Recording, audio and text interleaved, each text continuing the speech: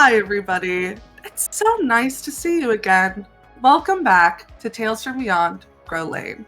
We're going to start the same way we always do with introductions. My name is Reed. I am your humble dungeon master for this campaign. You can find me on TikTok and Hive at DND5E, Twitter, Instagram, and Tumblr at Snail5E, on Twitch at The Gamer Snail, and you can find me committing unspeakable crimes against my close good friends. That's me. I'm going to pass it over to Diana. Hi, I'm scared about that, as I always am. I'm Diana. You can find me most places on the internet at Sapphic Dragonona, or just Sapphic Draga, or terrorizing your local Ren Fair after I've had far too much mead, but I wasn't driving, so who cares? Thank you so much, Diana. Next up, Jess. Hi, folks. You can find me on the internet. Seriously, I'm also Jess. Did that backwards. Great. You can also find me terrorizing. This is going so well. My fictional wife's weasel ex. That's it. Great. Thank you, Jess. TT. Oh, good, babe. Hi, guys. I'm TT, and you can find me at TT Brett on all the things. And I've had a lot of cake today, and I'm feeling pretty good. So, who's next? Thank you, TT. Next up, Miss Bree. That was great. Everyone, I'm Bree. You can actually find me on the internet at AubreyQ. Besides that, I don't know. Where else can you find me? You can probably find me in the Discord, or you can probably find me at a local park enjoying nature and shit. It's pretty rad. Grass is pretty cool. Touch it. Thank you, Bree. And last but certainly not least, James. Hi, everybody. I'm James. You can find me on TikTok at NiceOneJames and on Twitter and Instagram at TTRPGay. Also, if you go into your bathroom in the dead of night, look in the mirror, and say my name 3 times, I will show up and cut my bangs over your sink. So that's a fun fact about me. Is that a threat or a promise? It's a horror campaign, Either, really. ladies. I guess it depends on how desperate you are to clean up hair out of your sink. Goodness. Well, all I've ever wanted. To clean hair out of your sink? Just your hair specifically. I won't explain any that further. doesn't make me feel better, but okay, thank you. I love you. Well, we're gonna do some announcements. This is a show. This is a show that we're doing, and you can watch us most Sundays. We're back, hopefully, to regular scheduled schedule. So most Sundays we'll be here, including next one, I think.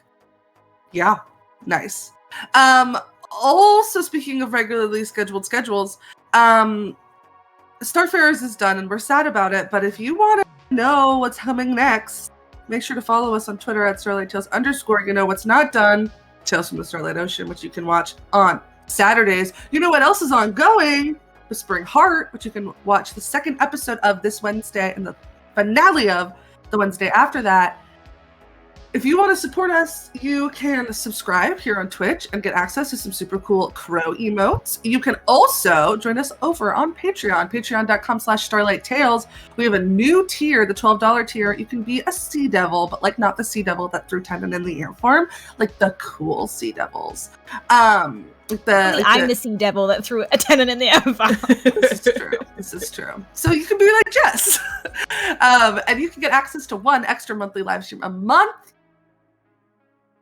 You can get access to one extra live stream a month where Jess, James, and some special guests read The Devil in the Deep live for your ears and your eyes to enjoy. So be sure to check that out, as well as some other cool perks of our Patreon over on Patreon.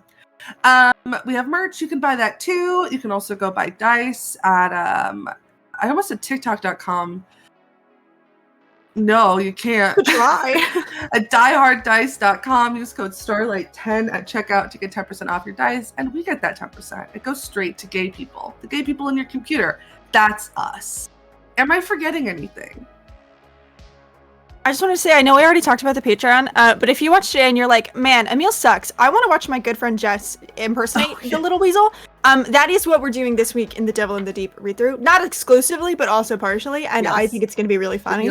So I just want to float that out. I'm going to have to practice my little weasel voice. Yeah! Give it the dumbest little voice ever.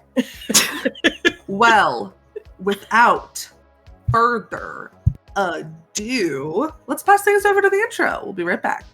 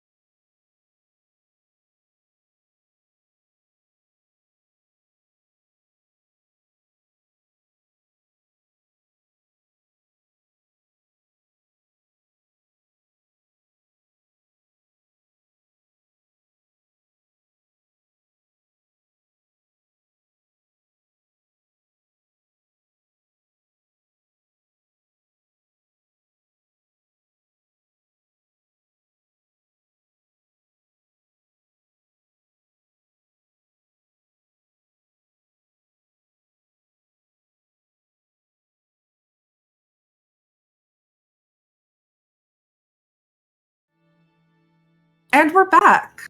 Last time on Tales from Beyond Crow Lane, the family gathered together to talk about what was going on. This meeting was a little bit heated due to Nadette's recent betrayal, but regardless, the family decided to sit down and have a little bit of a heart-to-heart with Friva and make a game plan. Options were presented, like stopping by the planet of Mornia to investigate on a thread that Ward had given Riva accidentally. But all in all, the decision was made to head straight for Merc Hollow.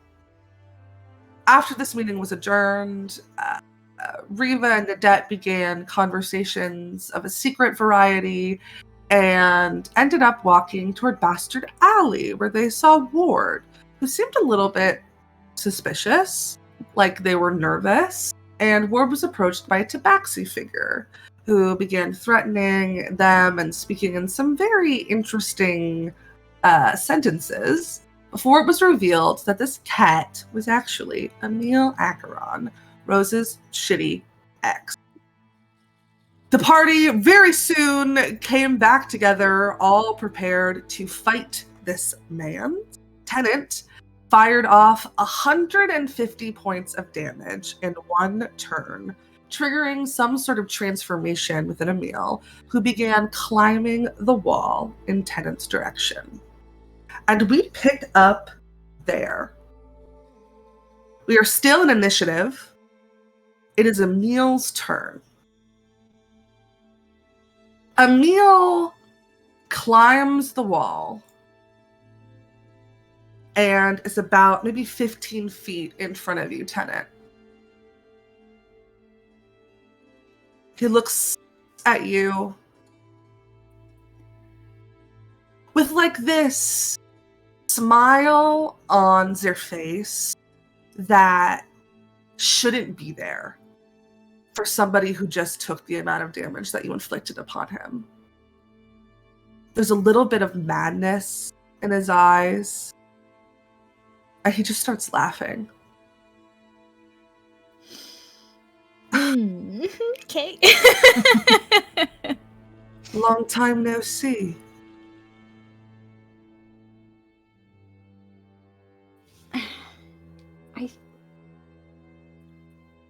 I think Tenant like shot the shit out of this guy, but didn't know it was Emil. Like only saw the tabaxi, and I think when Emil comes up over the edge of this roof, they just stare. And then I think with the kind of same madness reflected in their eyes, also starts laughing. And it's this like very ugly, like, this may as well fucking happen right now laughter. And their gun is very loose in their hand. It's like Tenant's almost like open to like whatever the fuck is going to happen to him next. Because it may as well at this point. Emil saunters closer to you with this sort of swagger in his walk of somebody who believes himself to be high above your station, until he's right up next to you, looking in your eyes, that laughter kind of mirrored back at you. I so wish I could have stayed longer. We have much catching up to do, don't we? Hand kind of slowly moving forward toward your gun. And when it looks like he's about to grab,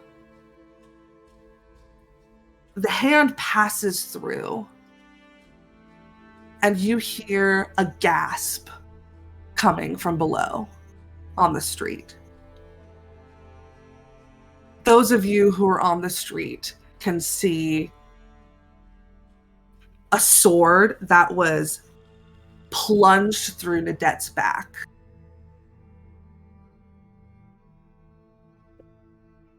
Nadette kind of, her knees buckle, her back arches as this like sputtering gasp comes out of their mouth. And they make eye contact with you, Riva, before vanishing.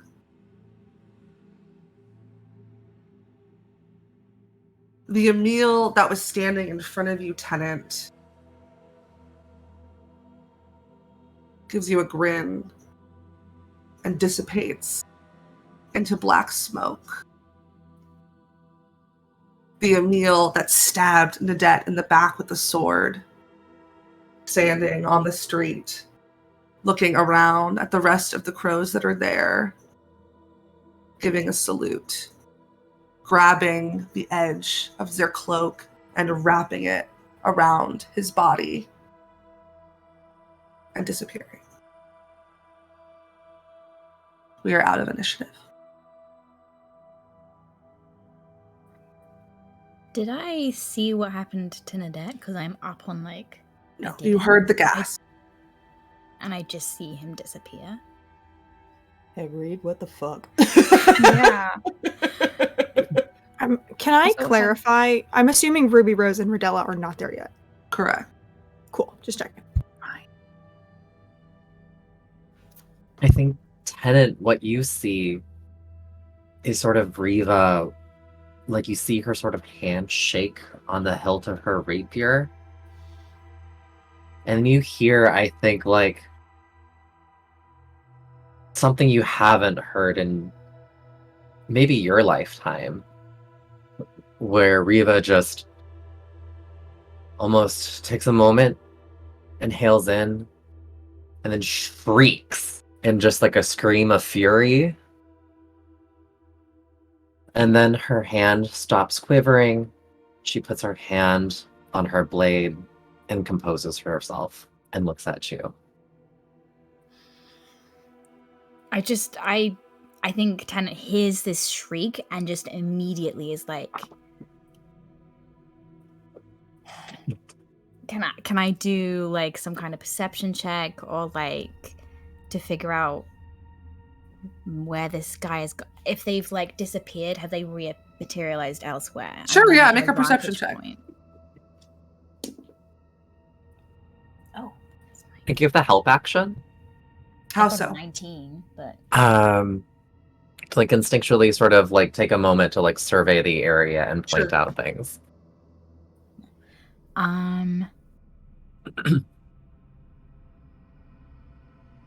Because you still haven't seen what's going.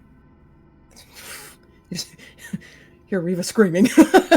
33. You begin to scan the street. You notice that there are people walking around like everything's normal. This happens on Bastard Alley all the time. Fights break out, people get taken, people disappear, people reappear. It's not abnormal to them. You don't see Emil. You do see Ward who's beelining in Riva's direction with just like the most guilty expression on her face. But you don't see Emil. And I don't see Nadette. And you don't see Nadette. Just immediately scaling the wall back down. And like before Tennant even like hits the street again, he's like shouting after you, Riva, like, where the fuck did Nadette go?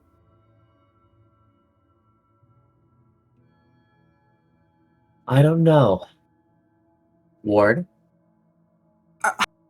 I'm so sorry.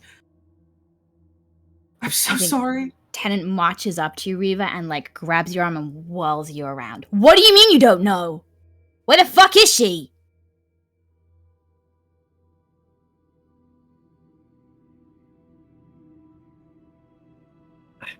Sorry. You grab my shoulder and you whirl me around? Sorry, I I'm march like, up like behind you because you're speaking to Ward, and I just grab you and turn you to face me. I think instinctually, I think Riva just is not used to being handled this way. I think she hits you. Can I make a dex check to catch it? Give me a dexterity save. Oh. Nope. Hold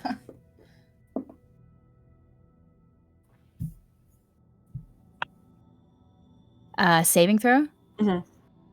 That's 22. Yeah. Your mom's hand comes around and you can just like grab it with your other hand that's not on her shoulder. And Just I think what hold you're your gonna wrist. see is I think like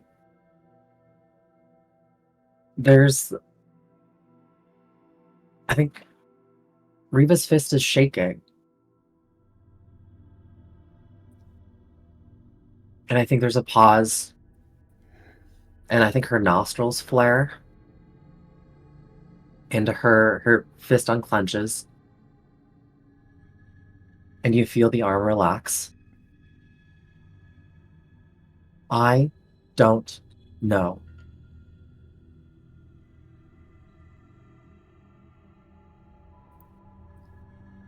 I think the hand holding your wrist lowers. So you're kind of like, your wrist is kind of held between both your chests. And there's this like burning gaze that then moves past you towards Ward, and he drops your wrist. Tell me everything now. Like Riva turns towards Ward as well.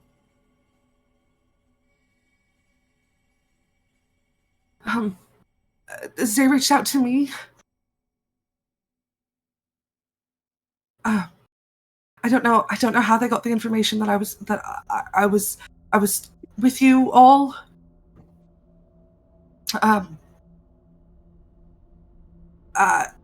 He told me that he would help me get the crown. If I told them where you were. What did you tell him? Nothing. I said I'd think about it. That was all. I was meeting Zamir to back out of the deal. I changed my mind. Had you met him in person before? No. How did you contact each other?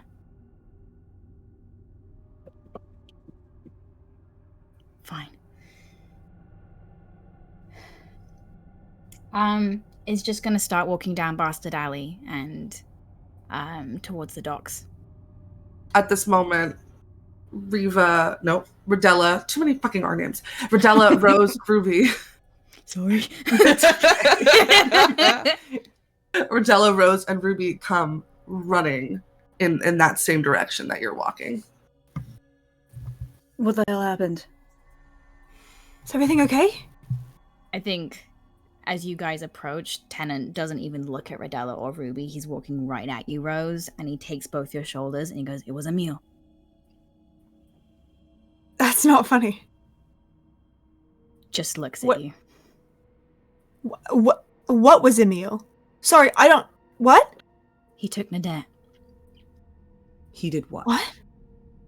Nanette's gone. I think Rodella looks right at Riva for confirmation. I think Riva takes a moment, meets your gaze, and nods. How? How did she disappear? What? How did... Where? What does he want with Nadette? What? I don't. Just Tennant didn't see it, so he looks at Riva.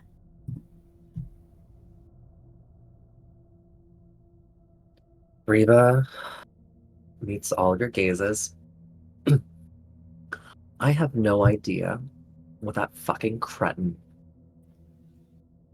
wants from Nadette. He doesn't But want we need to anything to track do him with and the find dead. him. He wants Rose. He wants me. This is just... He's a fucking coward. What did you see? What happened?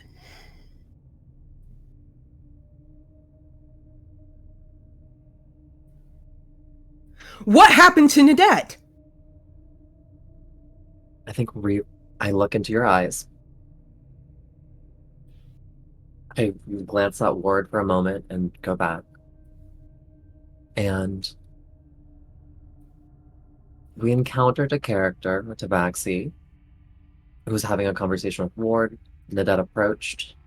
Her conversation went sour quickly. Tennant appeared, took 2 shots, and the character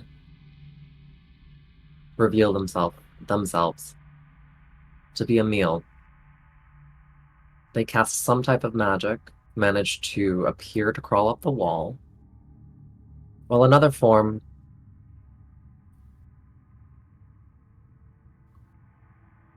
they ran through Nadette and then disappeared. What do you mean ran through? With a blade.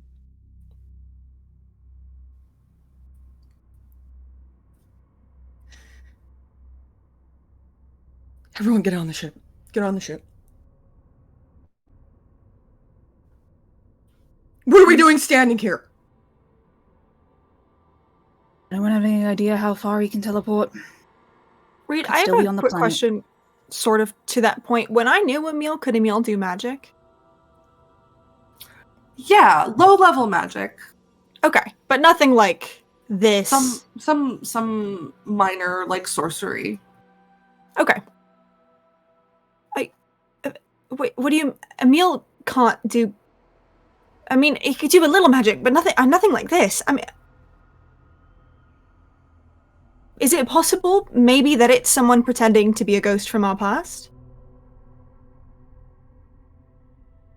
I don't really Can think I it make matters an who insight exactly check? it is. Can Tennant make like some kind of insight check? Like, did that feel like the Emil? You can make an insight check, yeah. While all this is happening, Rodella just starts walking down the street and knocking shit over. Like, is looking behind barrels, is like looking through windows, just starts like searching the entire street. 23. 23. You haven't had very many interactions with Emil. You have heard some stories from Rose. It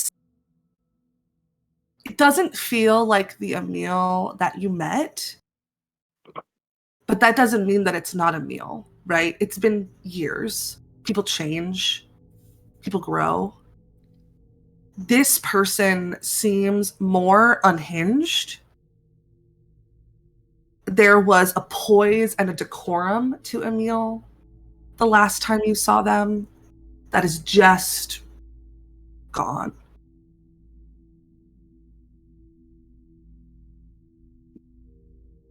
But it's been years. So, you don't really know. He just kind of turns away from all of this and towards Ward. He's like, did he give you a ship name? Sorry. That's okay. I just Did- processed that I'm Ward. Can you say You that are. again? Yeah. Hi. Did he give you a ship name? No. Yes and no. No. Right. I'll make this quick. I highly suggest that we follow Mum's advice. We all get on the fucking boat. I'm gonna go take a look around.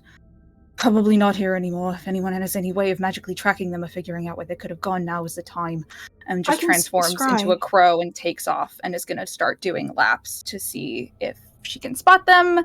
If they're maybe there's a boat that is conveniently labeled Emil's Heart of the Ocean. I don't know, probably fucking not, but like looking around this area of the docks, knowing that unless he has acquired big magic, probably can't go very far, and also trying to get a look at some of the boats that are nearby.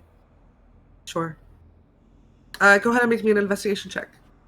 Okay, I really wish I'd been able to hunter's mark him before he disappeared, but that's okay. Because my investigation's not that high. Fucking 13. 13.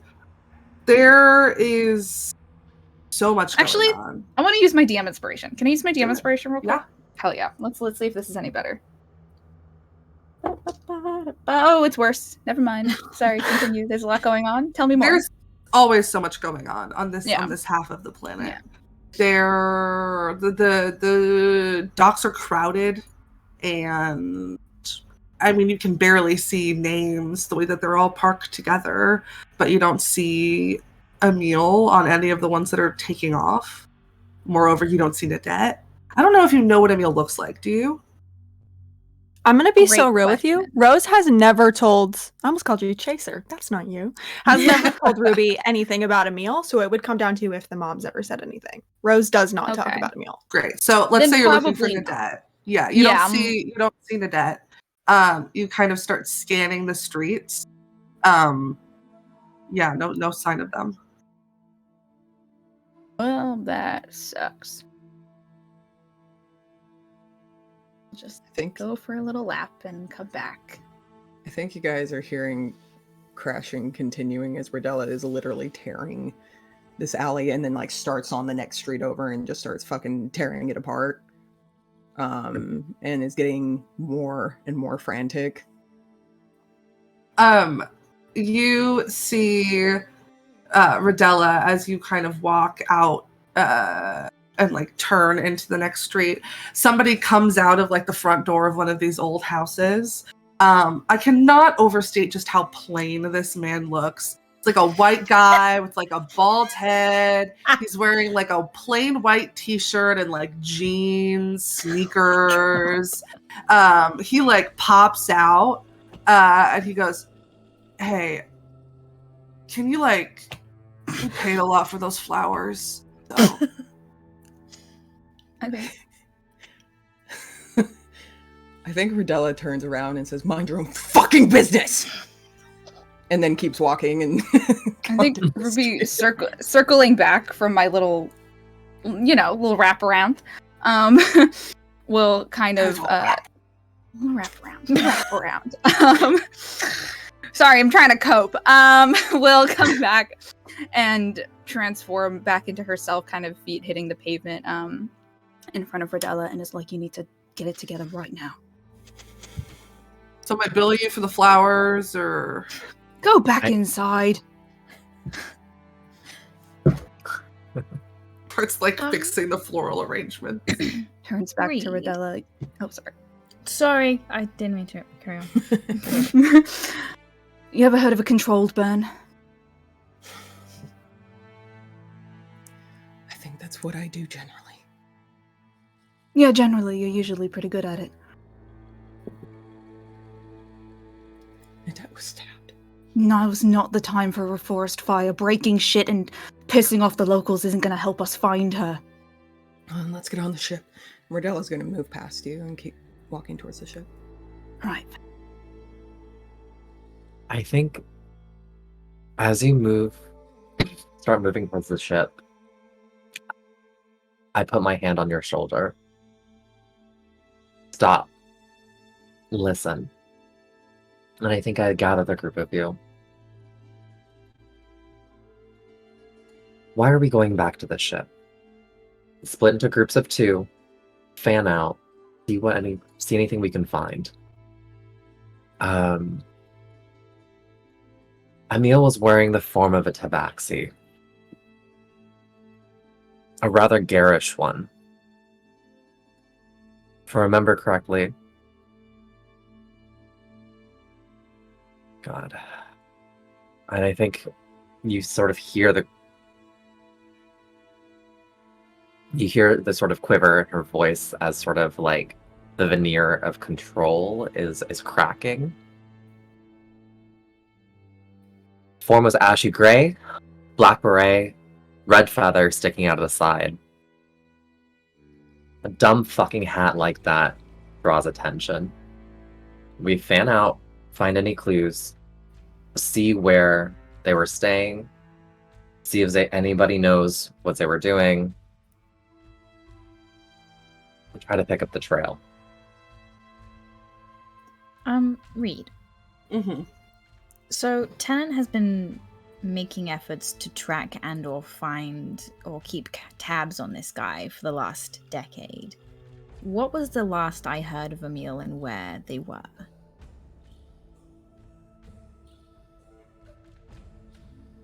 Interesting that you say that. Okay. I love that tone of voice from my DM. They're an organization that you have worked with sometimes called the Class. Mm-hmm. And my friend Tennant Crowcolt, you would remember a relationship that you began developing with an individual by the name of Amethyst, who works in information gathering for this organization. And a couple years ago, at some sort of fancy party, fancy ball, this individual was able to get a little bit of information for you. And here's what they were able to find. The first thing that they were able to find is that Emil has taken up residence somewhere in the outskirts of the system. That Which his system? goal of this system, the shadow system, Okay. that his goal is to be as close to this power that they think that he deserves without getting caught by the Van Rats. That's thing number one. Thing number two, you in this moment can remember hearing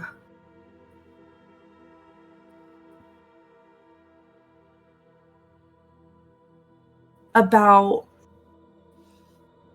this growing ability within Emil to manipulate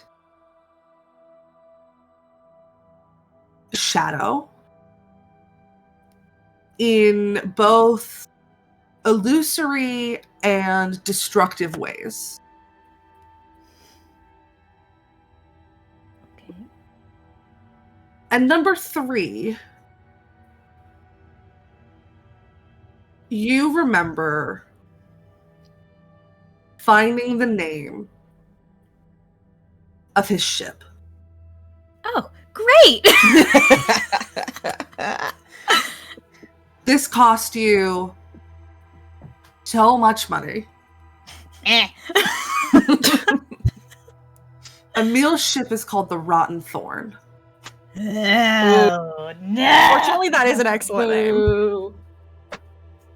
That's what you got. All right.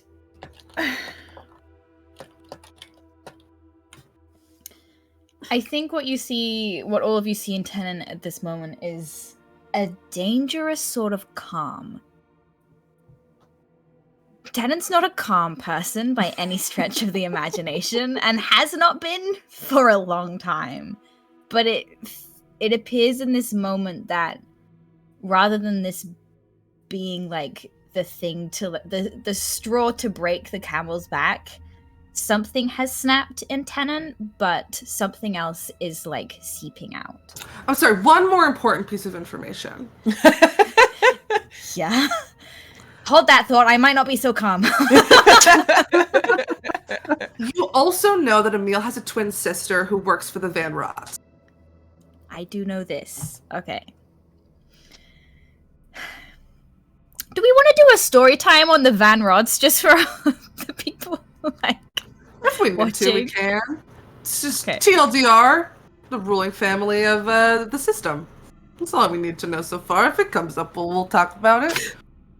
I think it's coming up. Okay. So I think Tennant meets your eye, Radella, and says, if you want to go to the docks, ask around for a boat called the Rod and Thorn. It's a ship.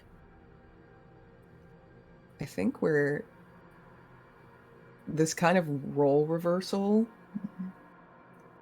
Riddell is always very calm, and I think right now her eyes are wild.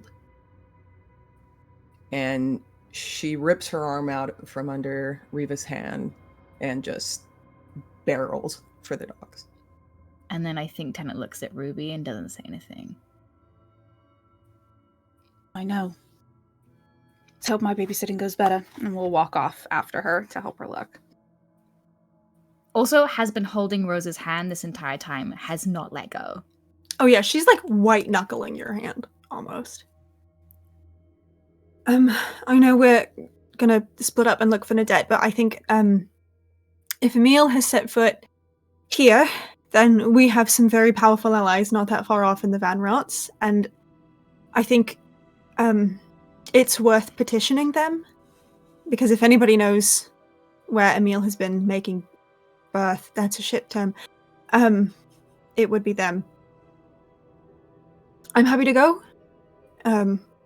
Kind of like looks at you in the corner of her eye, Tennant, with a look that very clearly says, I would like you to come with me, but it's fine if you don't want to. No, he's like looking at you and nodding. Cool. I think I look over to you, Rose, and I nod. Mm. Okay. Ward is kind of there, eyes flickering very quickly between everybody. How can I be helpful? What can I do? You're coming with me. Okay.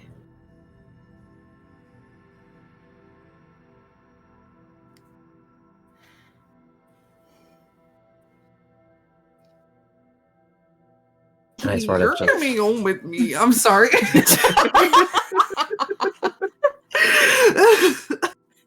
Oh no! I thought Bree was What? falling backwards. Oh god, Emil is in Bree's house. Dude, in your wall. Oh, fuck. I think if it looks like Reva's about to walk away, Rose will just like very hesitantly reach out and kind of like put a hand on your shoulder and give it a squeeze, and I will give you Bardic Inspiration, which is a D10 now. I don't know if Bree heard. That's for you. You Oh, get a perfect. D10 of Bardic Inspiration. Yes. Thank you. Can Tennant Yeah. look at Ward for a second and be like, I need to speak to you? And we'll just like step off into an alleyway with like a Follows squeeze. dutifully. Are I you think- taking me with you? Because we were holding hands. And Yeah, I'm I just I'm give your hand a squeeze and then let go. I'm Cool. literally like 10 feet away, but I lower my voice and I kind of like corner Ward in this alleyway so I'm at the opening and she cannot walk past me. Mm. You need to tell me how to destroy the crown now. You want to make this right? You ensure that you are not the only keeper of this information.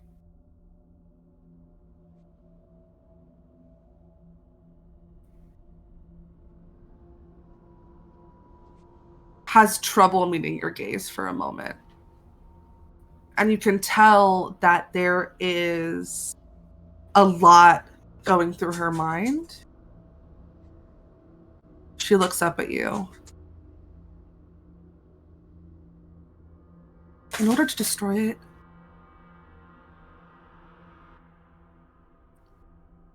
you have to bring it to the waters it was created in. Take it, submerge it, and sacrifice all of your power. Turn the waters into flame and burn it. I'm not going to let you do that, Tenant. He just nods. And he pulls out a pink glittery holo transmitter. This is for you. And he gives her a matching earpiece. This is also for you. If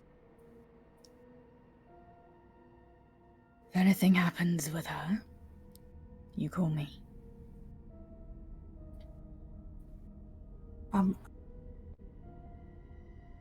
I will do anything I can to make this right.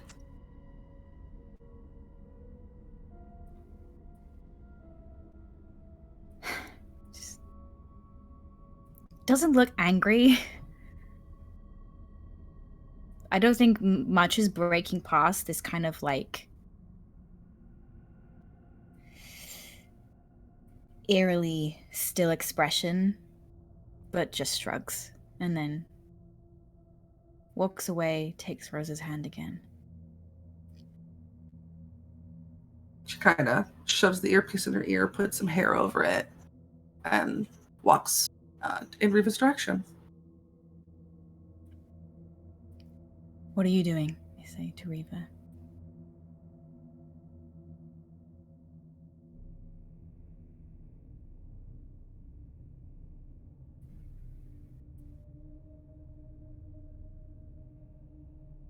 I want to find out why they were here and what else they have planned.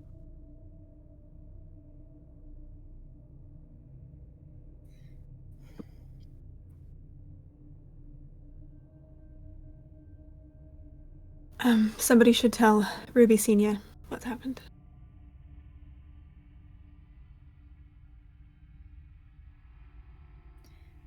We need to go.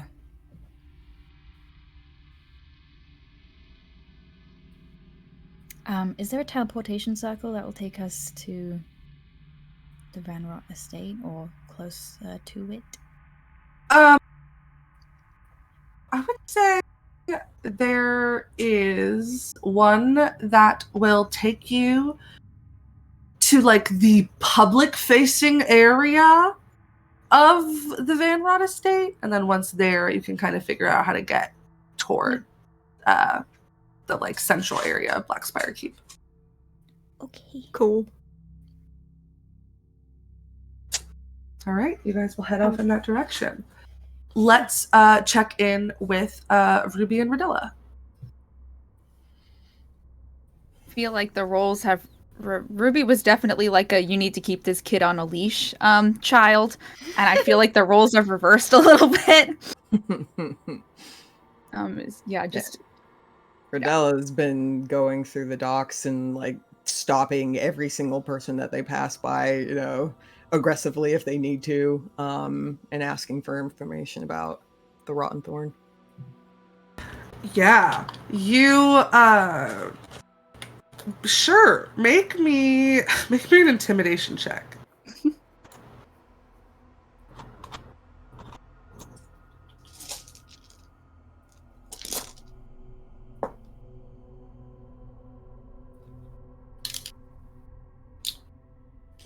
It's 19.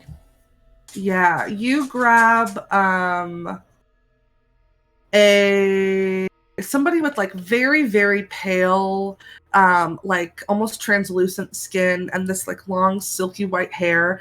They've got this purple hat with like this lilac flower sticking out of it, like a red shirt, like nice baggy pants. They look like some sort of bard. And you grab them. I don't know, jack shit. Why are you asking me? Oh, then you're useless. All right. And I think Rodella just kind of like barrels past them.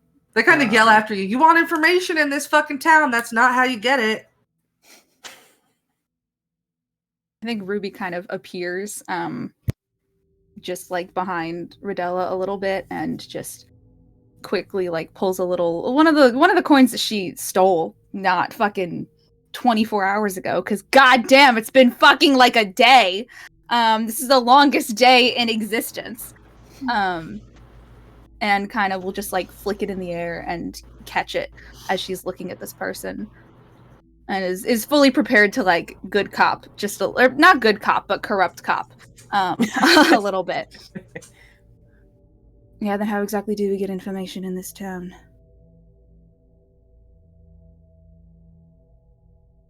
Kind of like eyes the coin. You pay for it.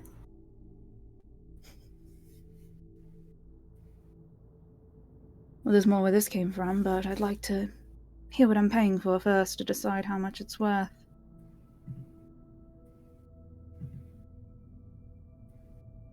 I can take you to the dockmaster. Keeps a record of every ship that comes in and out of this port. Right, so you've just told me that the dockmaster has the information. Good luck finding them. I'm very good at finding people. I bet you are. You sure there's nothing else?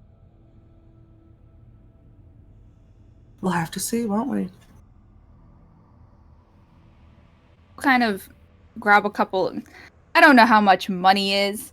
We'll just grab a couple of gold coins and in a little pouch and like toss it to this person.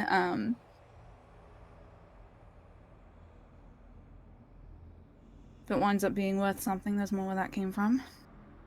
Follow me. And we'll start kind of... You're gonna have to find Rodella, because Rodella moved on and is harassing other people.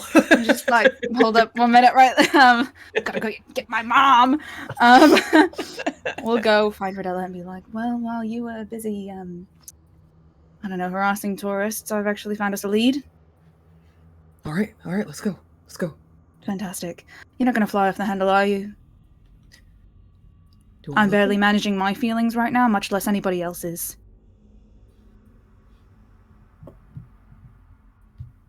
Rodella just storms past you. I don't mean it to be a dick. Are we going? Wonderful, everybody's got my attitude. We'll kind of follow and Ruby, go find this person. Your phone does buzz. Tenant does send you a text that... The first word is sorry. The second paragraph is... God. Just the fucking like exclamation point react. No, it's like sorry, and then it's like the like emoji. And then just lets you know where like he and Rose are going, and that Ward is with Reva, and that he has his earpiece on him if you need anything. You get like the world's quickest voice memo that's like, don't just say sorry and not tell me what it's about, because you just made me shit my pants. just like a question mark. It's like saying, oh, can I talk to you about something, and not saying what the thing is. We can't do this right now. And we'll then go follow Rodella. And this fucking person who I'm probably going to pay an exorbitant amount of money to take me to the dockmaster, but fucking whatever. I love being rich. You all start kind of weaving, following this big feathered hat through the crowd. They like stop and speak to some people, giving them pleasantries of, well, I'm sorry, I'm in the middle of something. Oh, I'll talk to you later. And lead you toward the end of the docks, where there's this ship that seems dilapidated, like it's falling apart. The wood is old. There's holes in it. It looks incredibly water damaged. If there was a name on the side, it's been weathered off. The blood that once covered it in tradition is long faded and long gone by now. And they kind of walk up the gangplank toward this ship and motion you to follow them. To a dead end, have you, friend? You'll have to see.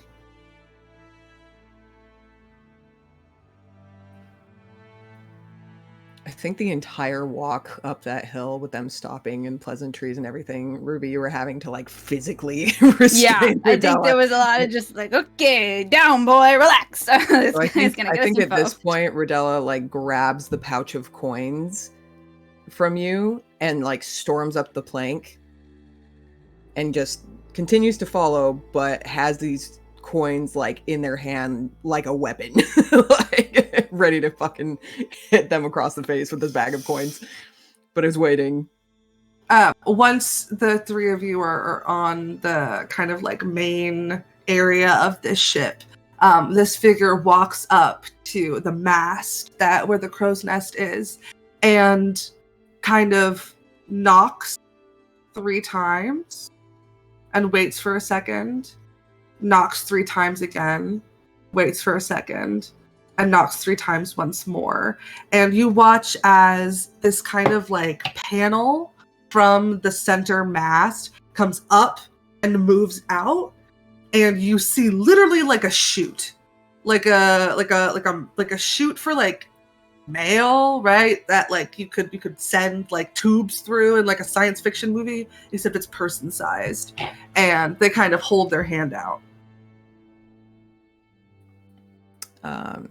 Rodella shoves the coins as hard as she can into their chest and jumps down the tube. Tell them I say hi. Fuck off! Get! Ruby kind of turns back, looks at this person, and is going to make a very obvious show of hunters marking them.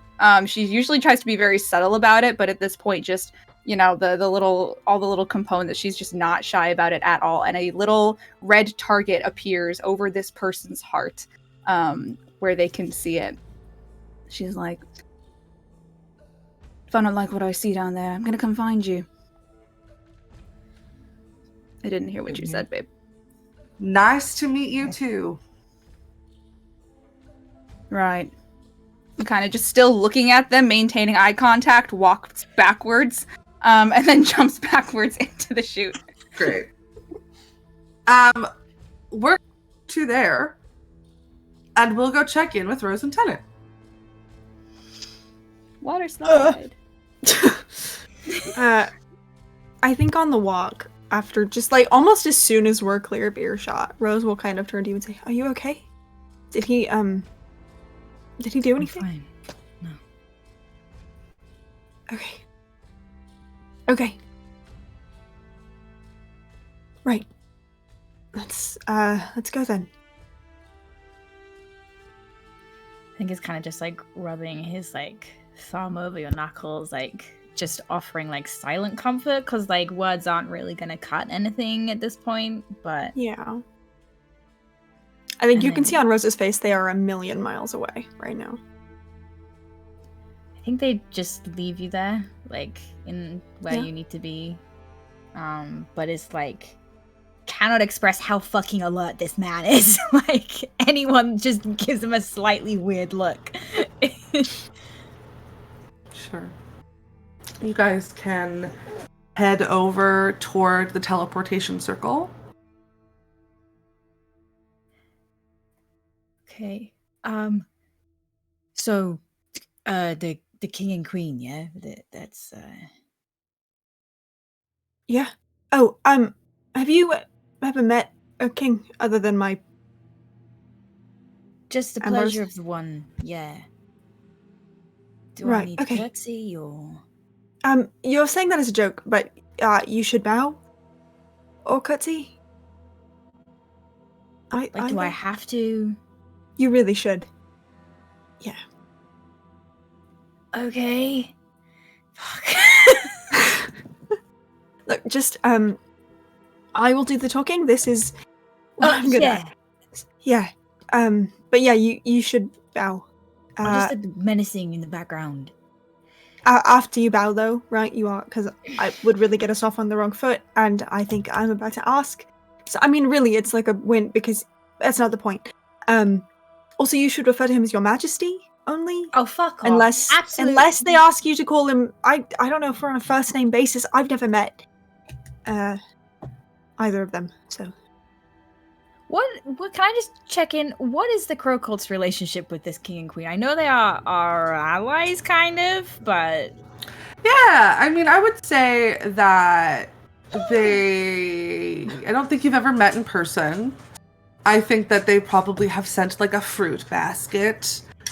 You know, probably gifts arrive to your house when a new child is born.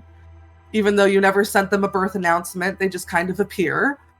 Lots of pleasantries, but nothing really beyond that. Kind of an understanding of, we're not gonna tell you guys what to do with your planet and your money. You guys kind of do whatever the fuck you want, but don't challenge us. That's kind of the understanding that you have with that family.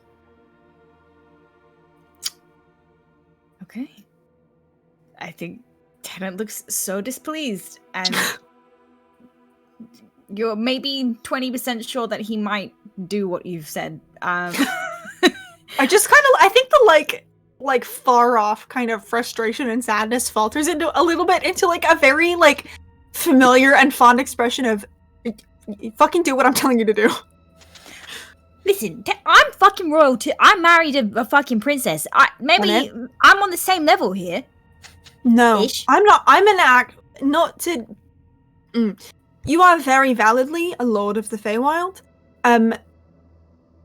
They are higher up than I am, and I was born into royalty.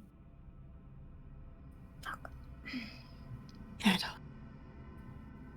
Look, if you want to wait outside, you can. But I'm not waiting anywhere. Okay, well then you're gonna have to bow. Steps into the dress. He's just like, oh. Great. The both of you can head into this circle, this kind of arcane sigil that is very dull, painted into the ground with this like black paint that almost blends into the asphalt. But as you step into it, it becomes a light with this blue arcane glow that starts in the center and then fills in the design around you before these walls made up of that same arcane blue kind of begin to surround you. And by the time they fade, you are somewhere else. It is raining on the other side of the planet. And yeah, for you all, it feels a little bit like home. Sanguine City is the same sort of dark that you find at Catacomb on the other side of the planet, but this dark shines a little bit more. This dark glitters. This dark is full of potential and intrigue, as opposed to a dark that is full of secret meetings and backstabs and danger. This dark is full of innovation and exploration and excitement. You can see up in front of you this large castle that is nestled into the side of a mountain. Almost as if the clouds are surrounding it, like it itself is high up enough that it is on the same level of the clouds that are pouring rain onto this side of the planet. This castle is made of this like dark stone that has seen all sorts of weather and battles and experiences. This stone that has probably known more life than any other building you've ever seen. It is a castle that is made of sharp angles and high towers, and there are flags kind of all over that have the Van Rott family crest proudly emblazoned on it. And there is an old wooden sign, kind of like a signpost, that is nestled into the ground, maybe 15 feet in front of you. There is one point of the sign that is pointing in the direction of this long path that seems to lead up in the direction of the castle that says Black Spire Keep. And then there is one point of the sign that is pointing the opposite direction, and it says everything else. Nice. Simple. Efficient. Yeah. I think Rose will kind of like take a couple steps and like take a breath and go, okay, I can do this. I'm good at this. I've got this, right? Rose, you're literally a princess. This is... Yeah. Look, Okay. you were raised by the king of the Fae, who is, not my favorite person in the world, but is a pretty scary motherfucker. And yeah, you have wordsmithed your way around that guy your entire life and won. This is nothing. Okay. Yeah. And we'll kind of just like take another breath in, I think, and stand up on her toes and press a little kiss to your cheek. And then very clearly we'll like shoulders will set back like tall, the chin will go up, the courtly mask will fall into place. And start walking up the path to Black Spire Keep. Sure. Stationed almost like clockwork, every couple of feet on this path are two guards, one on either end of the path, with these like long halberds that they're holding. They're in this very, very dark, almost black, but it's still silver armor.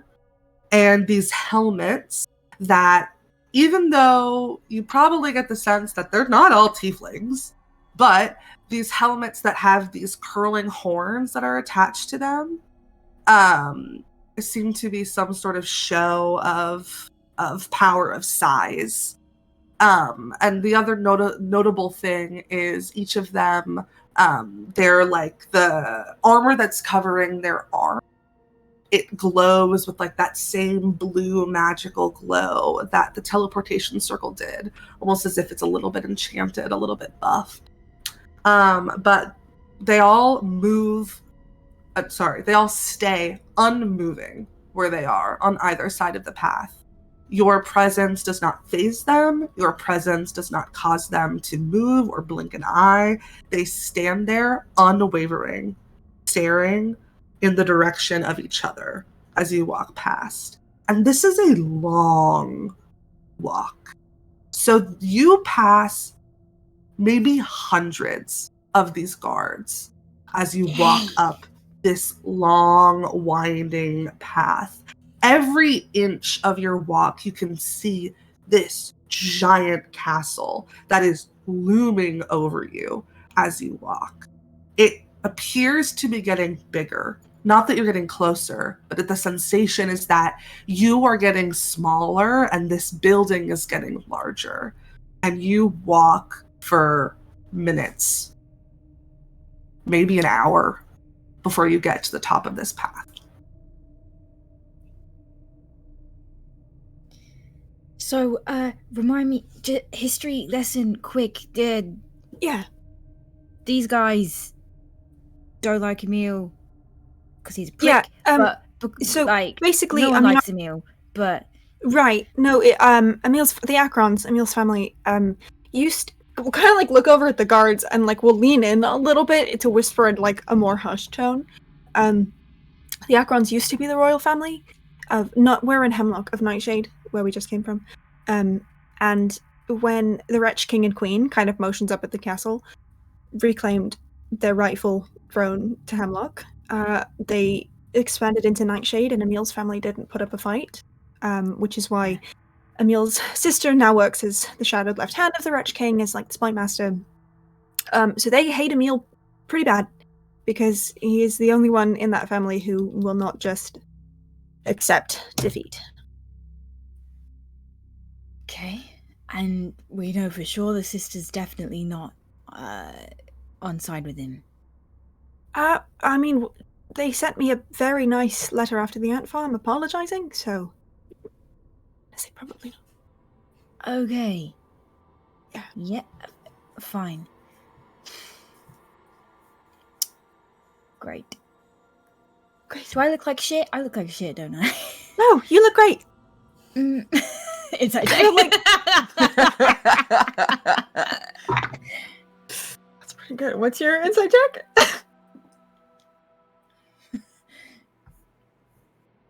I think it was like 10 or something. I got a 31. Your wife is like hot shit. Affection, a good way. I think Rose will kind of like nod a little bit and look down to reach up and kind of start like straightening your collar just a little bit. Jesus Christ. No, it's you look great. You look great. You look great. Fine. Do I look okay? Do I look like a mess? No. You look hot as fuck. Okay. In a way they'll appreciate, but not too much, I hope.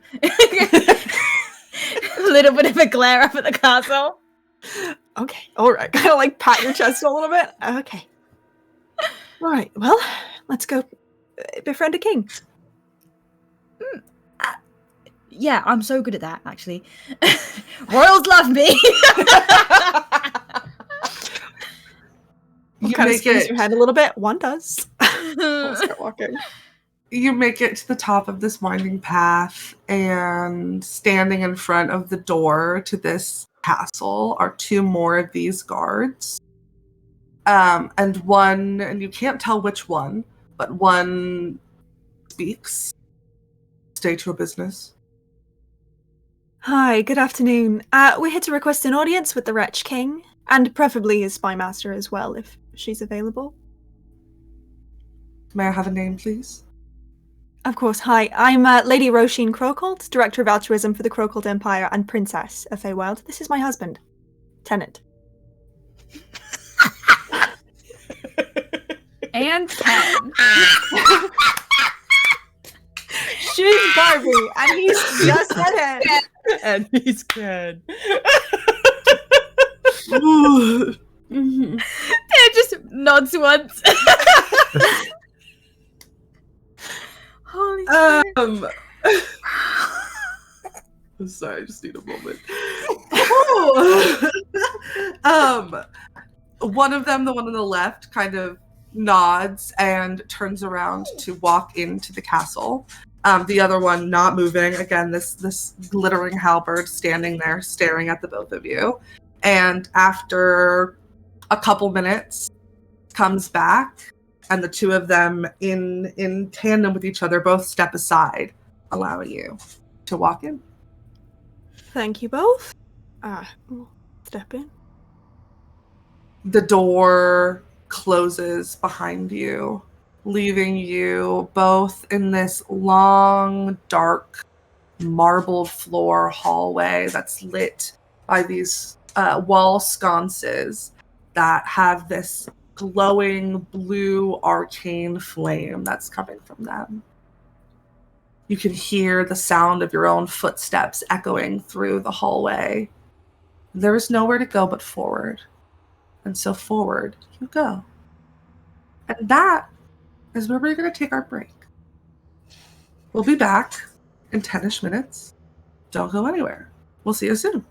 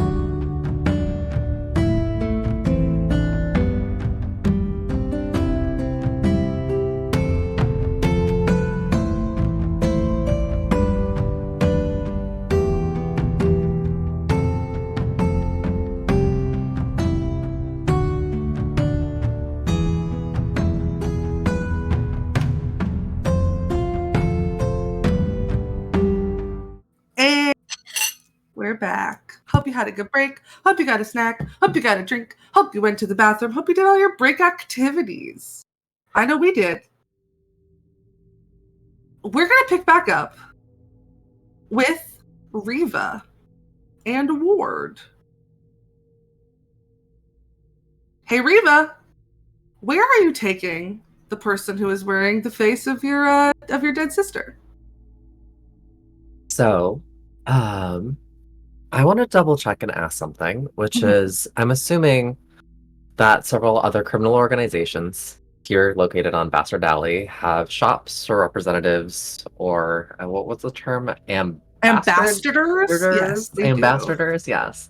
Located here on Bastard Alley. I think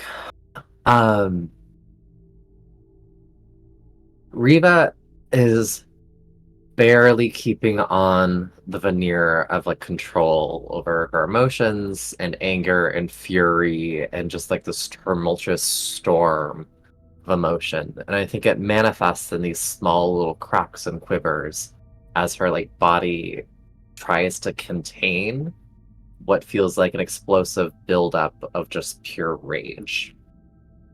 But as she's like holding this down,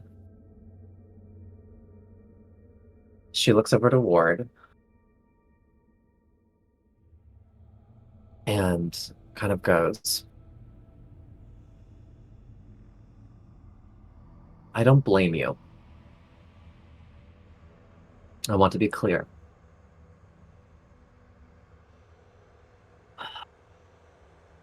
How could you have known that the person you're in contact with has swindled us not once, not twice, to be honest, I don't even remember how many times that little worm has presented itself as a thorn to our family, and it is not your fault.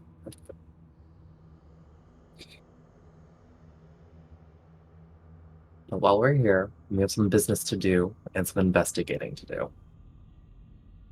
And you have some explaining to do.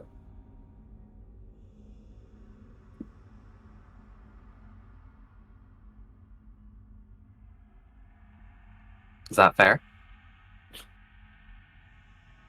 They just nod.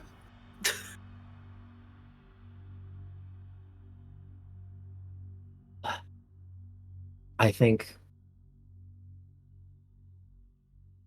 Riva's like nostrils flare again, and she starts moving down the alley and takes the time as I think she's going to make her way towards, I think, where the bell makers of Leda Sure. are stationed. But as they're walking, I look over to Ward, and I think I briefly explain. She takes the time to explain how, gosh, what would have been 11 years ago? 11, 12 years ago? 11 years ago now? One tenant in the ant farm. I think Riva explains how Rodella and Riva spent a lifetime's fortune trying to get their son out. And how Emil had appeared and offered a glimpse of hope to save Tennant. And then how Rodella and Riva basically mortgaged a second lifetime's fortune to pay for their services. And how they never followed through. I think Riva explains how they were a creep and a terror, and how that cretin treated Rose. And I think Riva sort of lists out a whole litany of grievances of why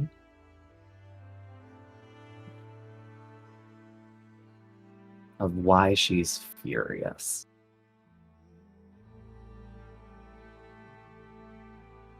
And then I think I look over to Ward. But how could you have known?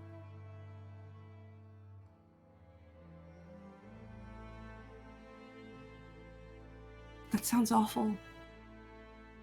I'm sorry.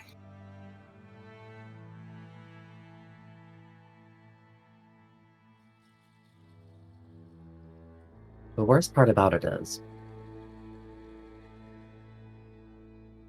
Emil is not the only one. There are countless people out there who have looked to take advantage of me, my family, people who have approached us with threats,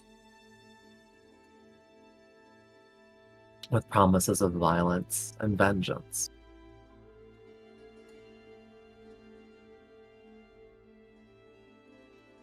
I hope you understand why I treated you the way I have.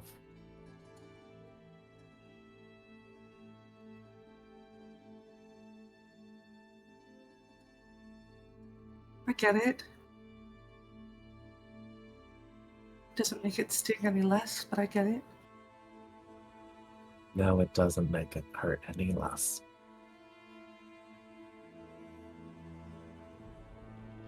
There used to be a time when I believed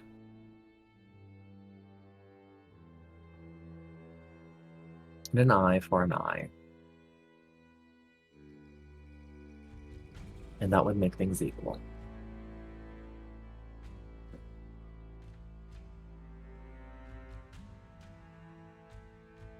I no longer believe that. When someone comes for your eye, you have to slit their throat so they never come back for the other.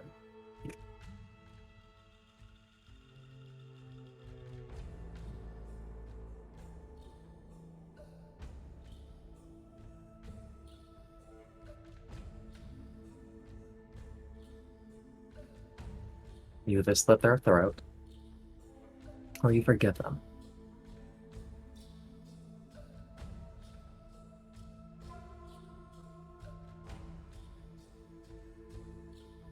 But how could you have known?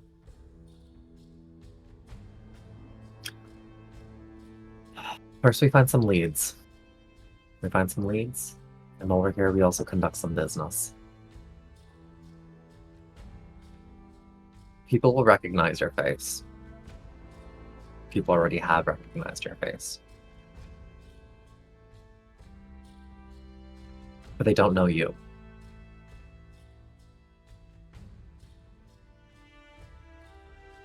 I can change. I can look different. If that would be helpful.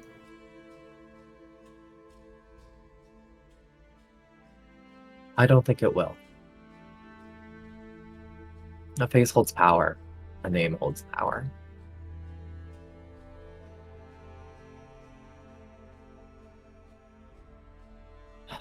But I also need a favor.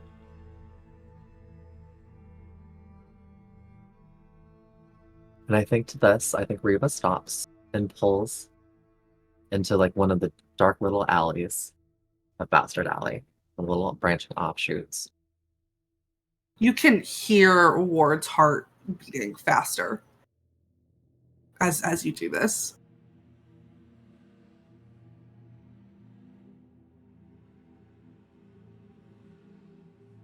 Reba reaches behind the small of her back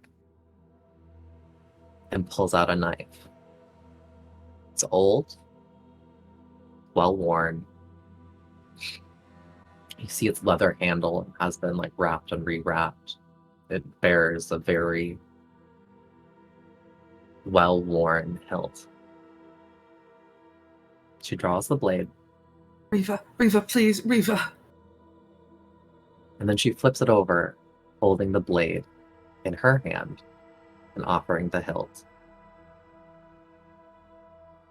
to Ward.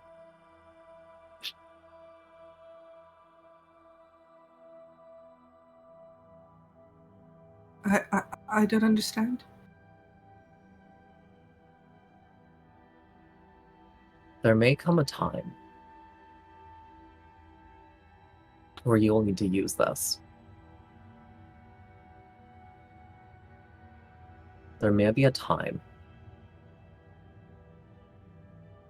where you need to use this on me.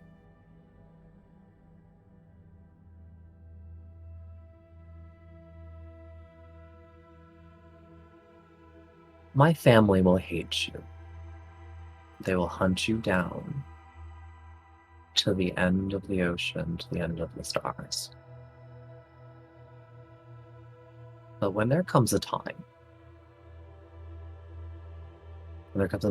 where I'm no longer myself,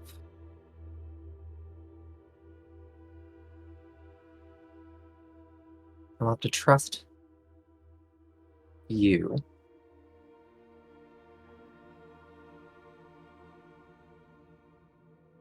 and I have to trust you to do what is necessary.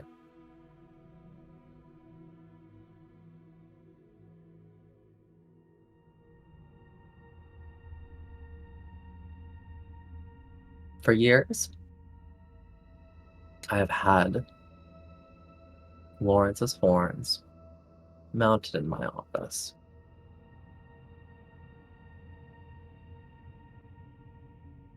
Many believed that I had him display as a sign of pride, of hubris, dominance,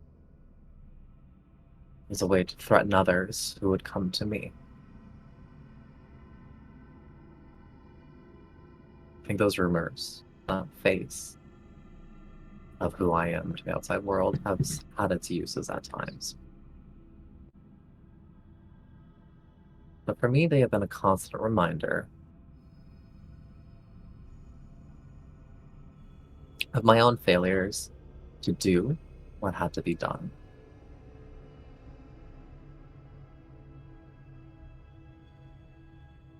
They are a mark of my own sins. So, there will come a time. And I put the dagger into Ward's hand.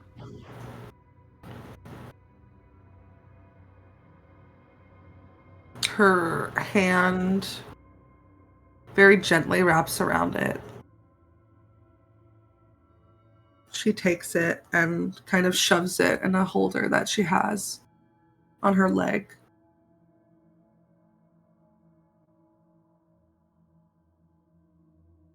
In this moment, there is an itch in the top of your head, in an area where this crown has wrapped around your horns, and a place that you can't quite scratch. A reminder of the burden that still rests on your head.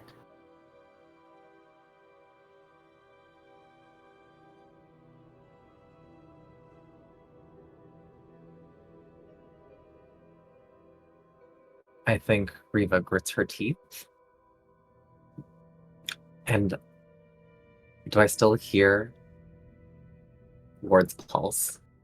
Her heartbeat? Yeah. I think unconsciously, Riva's, steps sort of match that beat as she, continues down the alley towards the Bellmakers. Sure. You head toward the other end of the street, all the way at the end, where there is a jewelry shop. There are mannequins in the window displaying these stunningly gorgeous pieces of jewelry. Necklaces, earrings, bracelets, rings, crowns, all sorts of things. As you open the door to this establishment, The sounds of wind chimes fill not only just the house, but also this area of Bastard Alley. And you can walk in. I open the door and walk in. Do I see a clerk? Do I see a representative? An ambassador? Ambassador? Ambassador, yes. Ambassador. Not immediately, but after a couple of seconds, you can hear some rustling and bustling from behind the counter, as you can spot this kind of tuft of white hair that almost looks like clouds. As somebody from behind the counter goes, "Oh, I'm so sorry, just 1 second, I'll be with you in just 1 second, just give me one moment here." And then kind of pops up from behind the counter. You see a young Air Genasi with light blue skin, and again, this like hair that is big and poofy and wavy that looks like clouds. Has these white features like eyebrows, eyelashes, and then some swirling designs on their face and neck that almost look like wind moving. Is covered in this like big red cape, has red earrings, a red necklace, and this like really bright faced smile. Hi, welcome. How can I help you guys? Hello, how are you? I'm doing just fine. Thank you for asking. How are you? Good. I'm here to leave a message, if it's possible, for Miss Euphony Winsong. Sure. If we've gotten the pleasure to meet, my name's Melody, and they hold out a hand. Melody, absolute pleasure. Riva Crowcolt at your service. Do you shake her hand? I shake her hand, and I think there's a little bit of a, as like Riva sort of reaches out for the hand, there's a little bit of a tremor, and she quickly like catches herself. Melody's finger goes to twist a ring that is situated on your hand. A ring that was a gift from Euphony long ago, kind of twists the stone, and you watch as the windows and the window that's in the door, this kind of blind comes and flicks up very quickly. On the inside, it you can see out. On the outside, it kind of projects this false image of what's inside, this kind of protective magic that the Windsongs give to people who they invite to come to their shop, so that prying eyes can't look in. And as that magic kind of goes off, you can see Melody relaxes a little bit, kind of takes this customer service face off, looks at you. You know, my sisters have told me so much about you. My cousins. Oh my goodness, it's been a long day. It's a pleasure to finally meet you, Riva. What can I do for you? It's a pleasure to meet you as well, though it certainly has been a day. And I could wish I could meet you under happier circumstances. I would love to follow up. Several days ago, I reached out to Euphony to find out what I could about the magical properties of this here. And I think that Riva gestures specifically to the rubies on the crown. Right, yes. I have a package for you, actually, now that you mention it. And she kind of goes behind the desk and rustles through some drawers and pulls out an exact fucking replica of this crown. Places it in front of you. I'll wrap it up for you. I'll put it in a box, but we like to let people inspect it first, make sure it's up to their standards before we box it. Absolutely no need. I trust your ability. Sure. fingers working very quickly to wrap it in like brown paper, put it in a box. There is like this little stamp that she puts on it, this like wax stamp that looks like a rain cloud that she puts on the top as she like ties some twine around the box and hands it to you. Thank you. I have a second matter which I'd like to ask. Doesn't relate to the immediate business at hand. Have you seen today or any of your agents? I believe there's an ash gray tabaxi, black hat, red feather in its cap. By any chance, through the alley in the last day or two, or maybe even 3.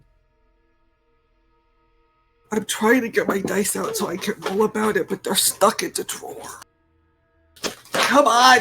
Thank you! I haven't rolled all session. No, I can't say that I have. It's been kind of a busy day, lots of people bustling in and out, so I haven't had much time to walk the alley. Well, Why?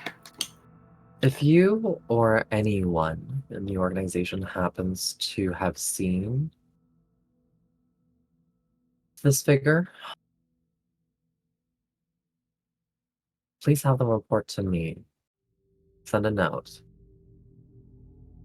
They'll be rewarded handsomely.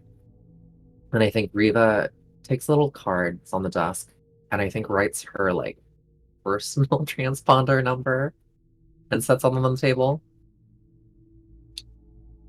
I'll consider it a personal favor and compensate accordingly. I'll be sure to keep an eye out. Please do. Thank you as always. Please send my love to Euphony.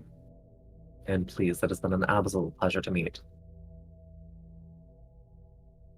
He gives a smile, goes behind the desk to press a button, and the windows flick back to normal. Thank you so much for your business. If you ever need anything, you know where to find us. Thank you.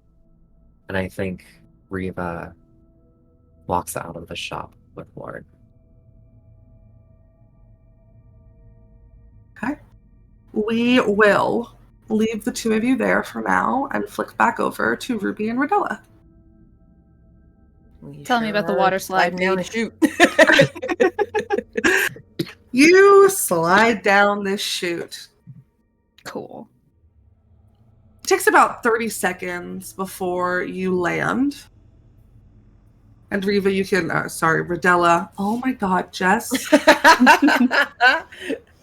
I love you named so me, much. I like our names. I'm sorry. Rodella, you can step out of the way so that Ruby can come and land next to you.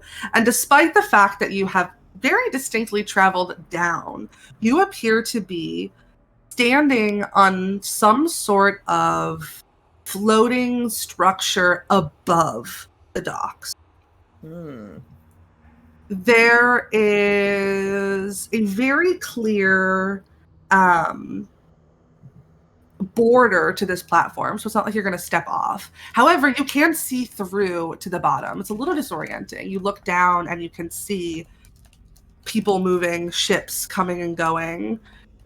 What you can also see that you couldn't before from down below are these kind of invisible silver strings that are coming and going from these ships.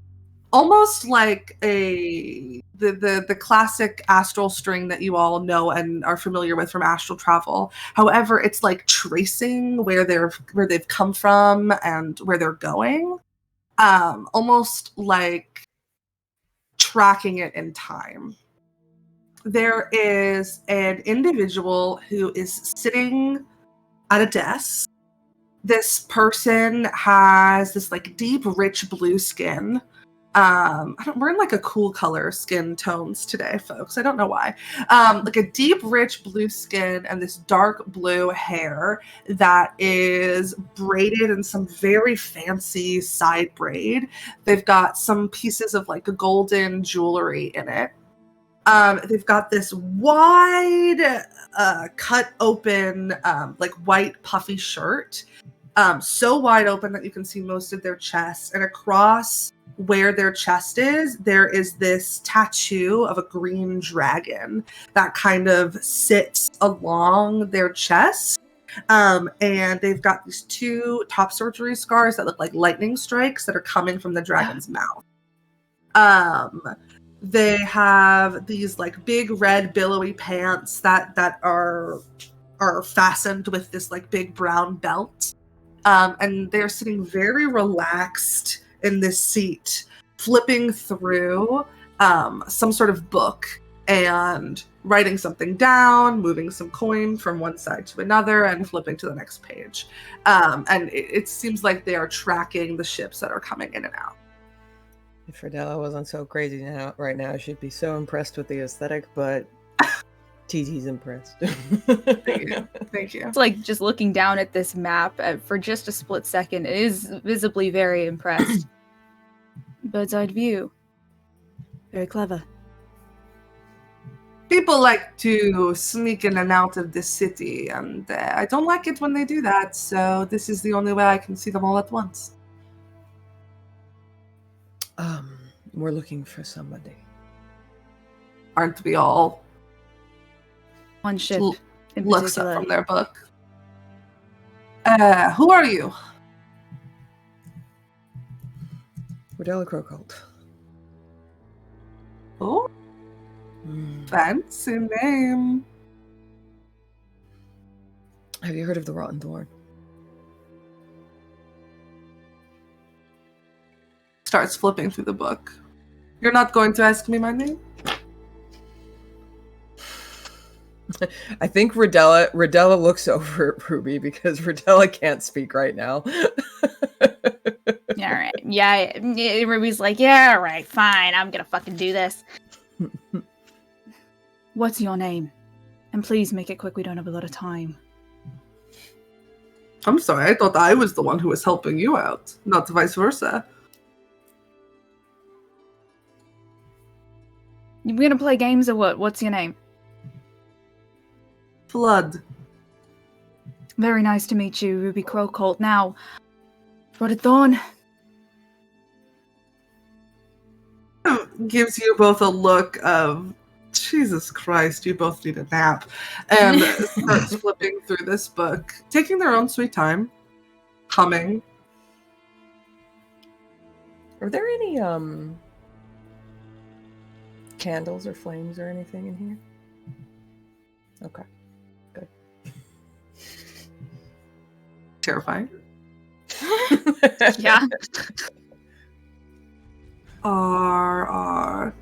The Rotten Thorn. Looks like last time that ship docked here, it was about 2 weeks ago? Has it left? Yep, left 4 days after. And you haven't seen it here since. No, I would have told you if I had. Do you know which direction it was going in?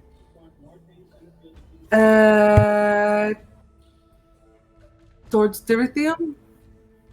That way? Not towards Mercalo? Towards Dirithium, you're sure? There's 2 ways a ship can go. It can go towards Mercalo or towards Dirithium. It went towards Dirithium. Right. Can I just insight check this person real quick to see if they're holding anything back? I don't think that they are, but better safe than sorry. Power of lesbian dice, please. Oh, the lesbians are working-ish today. 15. They don't appear to be nervous or shifty or anything. Slay. Right. Can you tell us if this ship had, how many people were manning it? Just one. Small ship. Let me guess, Great Tabaxi. No, Shadow Kai, I think.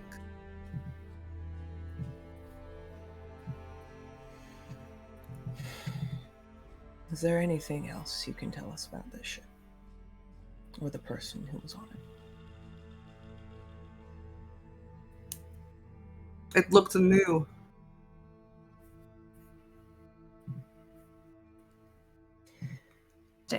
Thank you for your help. If it docks again, you send us a message. Oh, We'll pay for it. well. I expect compensation for this information. Yeah. Kind of, we'll just pull some more money out of a fucking pouch and toss it at this person.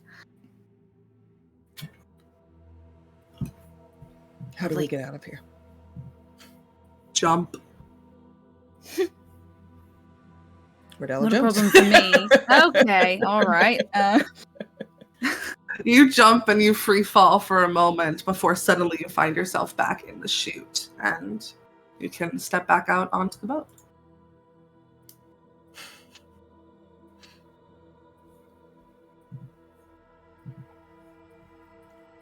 I think Rodella waits for a moment, but if Ruby doesn't catch up soon, she's gonna start walking. Yeah, I'm jumping. Believe me, I'm jumping. What the fuck does he want on Dorithium? Well, clearly, he was looking for us. So, Why now? I need to clarify. By towards Dorithium, I didn't mean like he went to Dorithium. I mean, like, there's two ways in the system to go Okay. from Hat this tin planet. hat. but this is exactly what gotcha. we're going to be You thinking. can I go was gonna say toward this. North Hollow, Yeah. or you can go toward Dorithium. Those are the two options.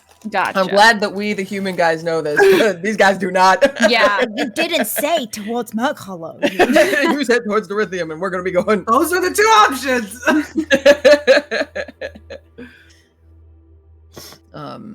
I think Rodella looks at Ruby and just goes, maybe he finally grew a pair. And she starts walking. And I think the look on Rodella's face is one that you haven't seen for a while, but she looks young. She looks young and she looks scared. And this kind of like weird kind of like reverting stage that she's in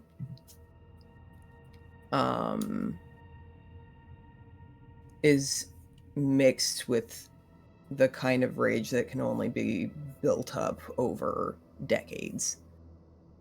So it's kind of merged into this complete inability to rationalize or to think clearly. I think Ruby like just kind of stays where she is and lets you get a couple of steps away, and just under her breath is like, I'm gonna need a fucking punch card at this point. You know what you're doing, right? What are you talking about? Why are you standing there? When an animal is threatened, it does one of three things. It can fight, it can flee, or it can freeze. And I know that you feel like you're fighting right now. I know that every inch of your skin, every bit of muscle, everything is screaming, and you feel like you're on fire, and you think that that is fighting. You are freezing.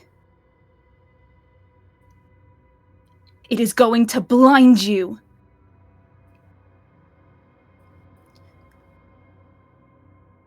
And do not tell me that I'm wrong. Do not bother telling me that I'm out of line, because there are more important things right now.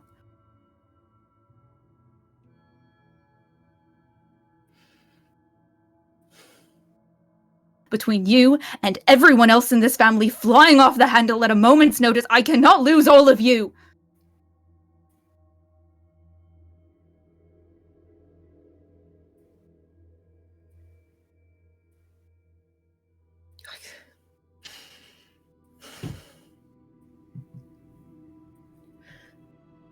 Do it again.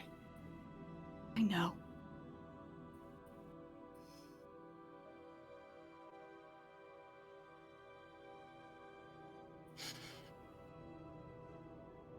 I can't. I know. Do it again. I can't. Do it again! You're gonna have to.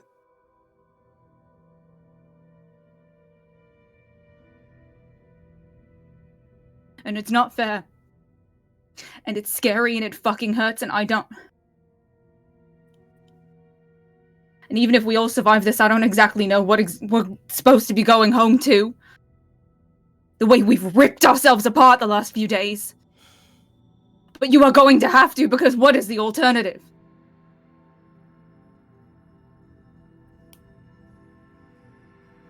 Break some more cards until you feel better? Lay down and die?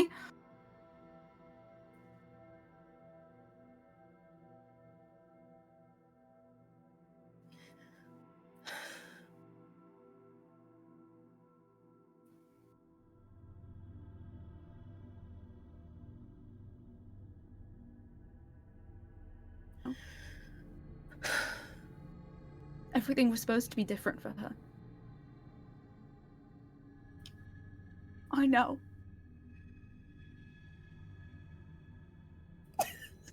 But it's not, Mom. It's not different. Nothing's changed, and we can stand here beating ourselves up about it, or we can fucking do something. I can't stand here.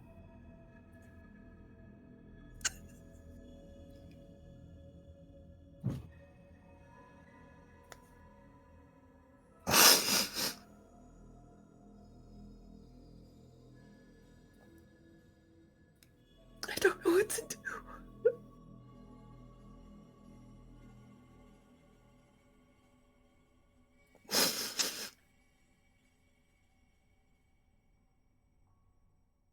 You don't have to. I didn't know what to do last time. I didn't know what to do the time before that.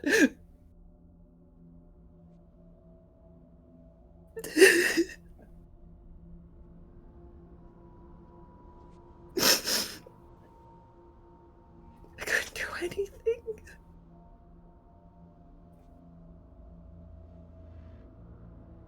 No.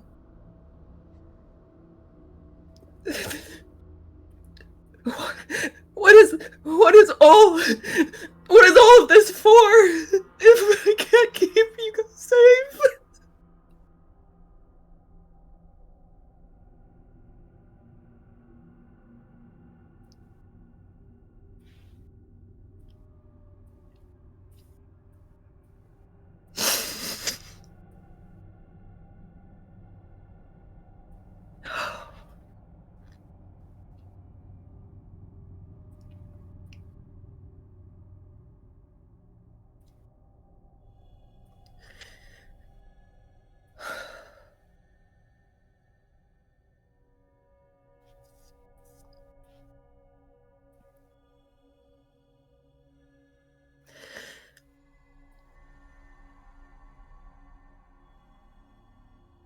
Let's go find the others. See what they found.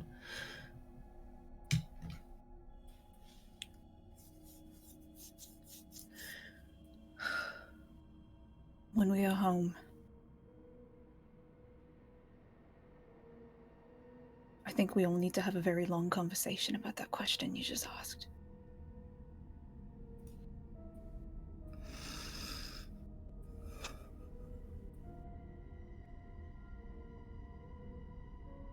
All right.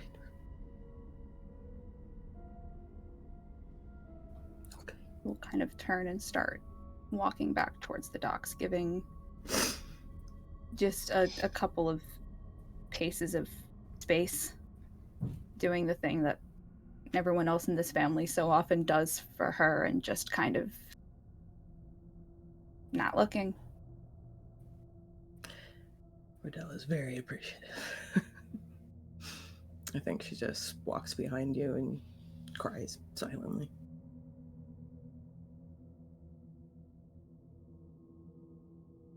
And we hop, skip, and jump back to the dock. Oh no, we're staying there for a second. Excuse me. Oh. Ruby. Yeah.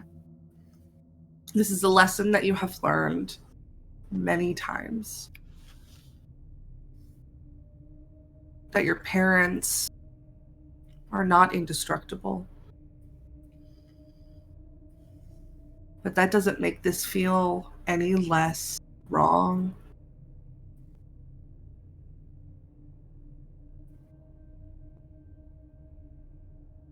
You want to give Rodella space. You want to give her this moment. But also, there's a part of you that can't look at it. Because if you look at it, then that means it's real.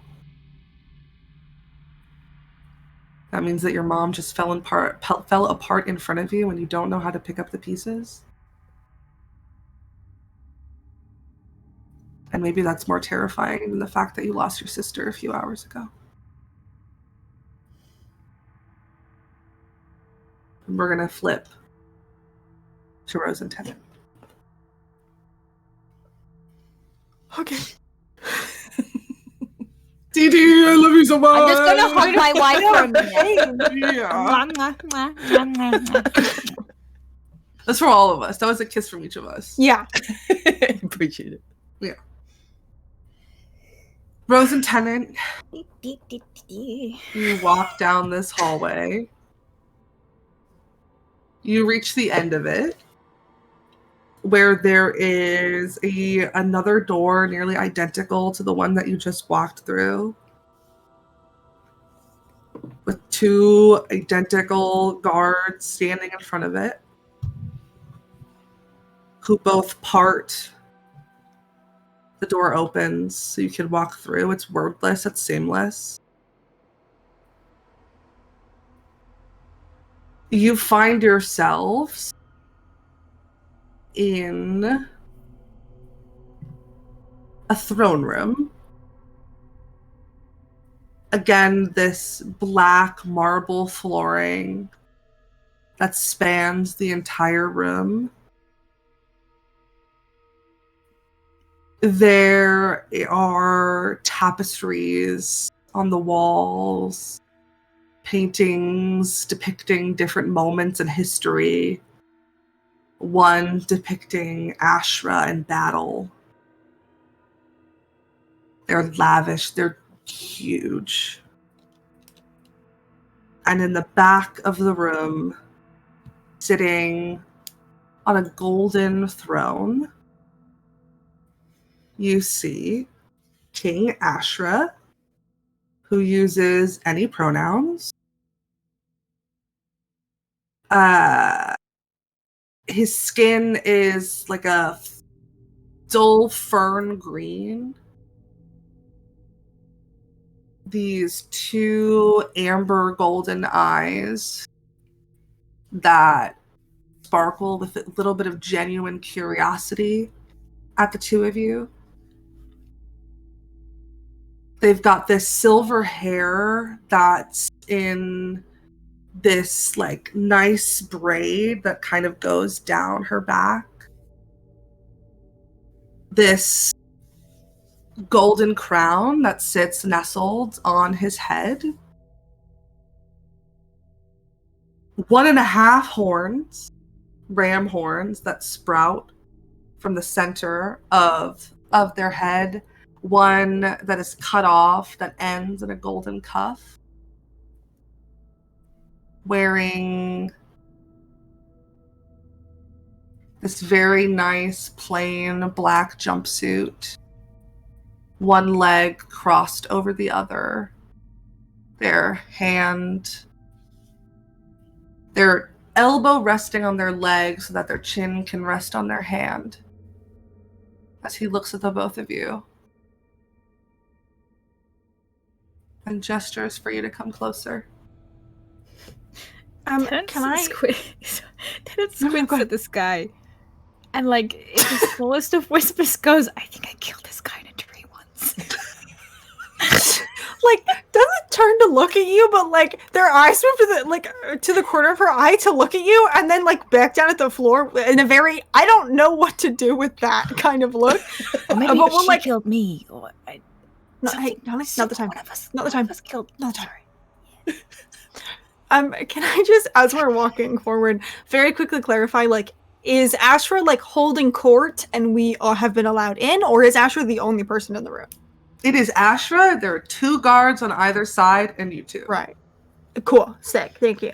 I think Rose will kind of, like, walk up to wherever, like, the appropriate point, like, whatever the appropriate distance is to bow, and will give Tennant's hand a very, very sharp, quick squeeze of, I swear to God!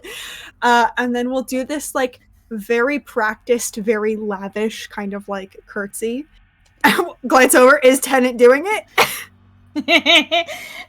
I think Tennant's like very delayed because they're still squinting at this guy with this like very narrowed, like the way they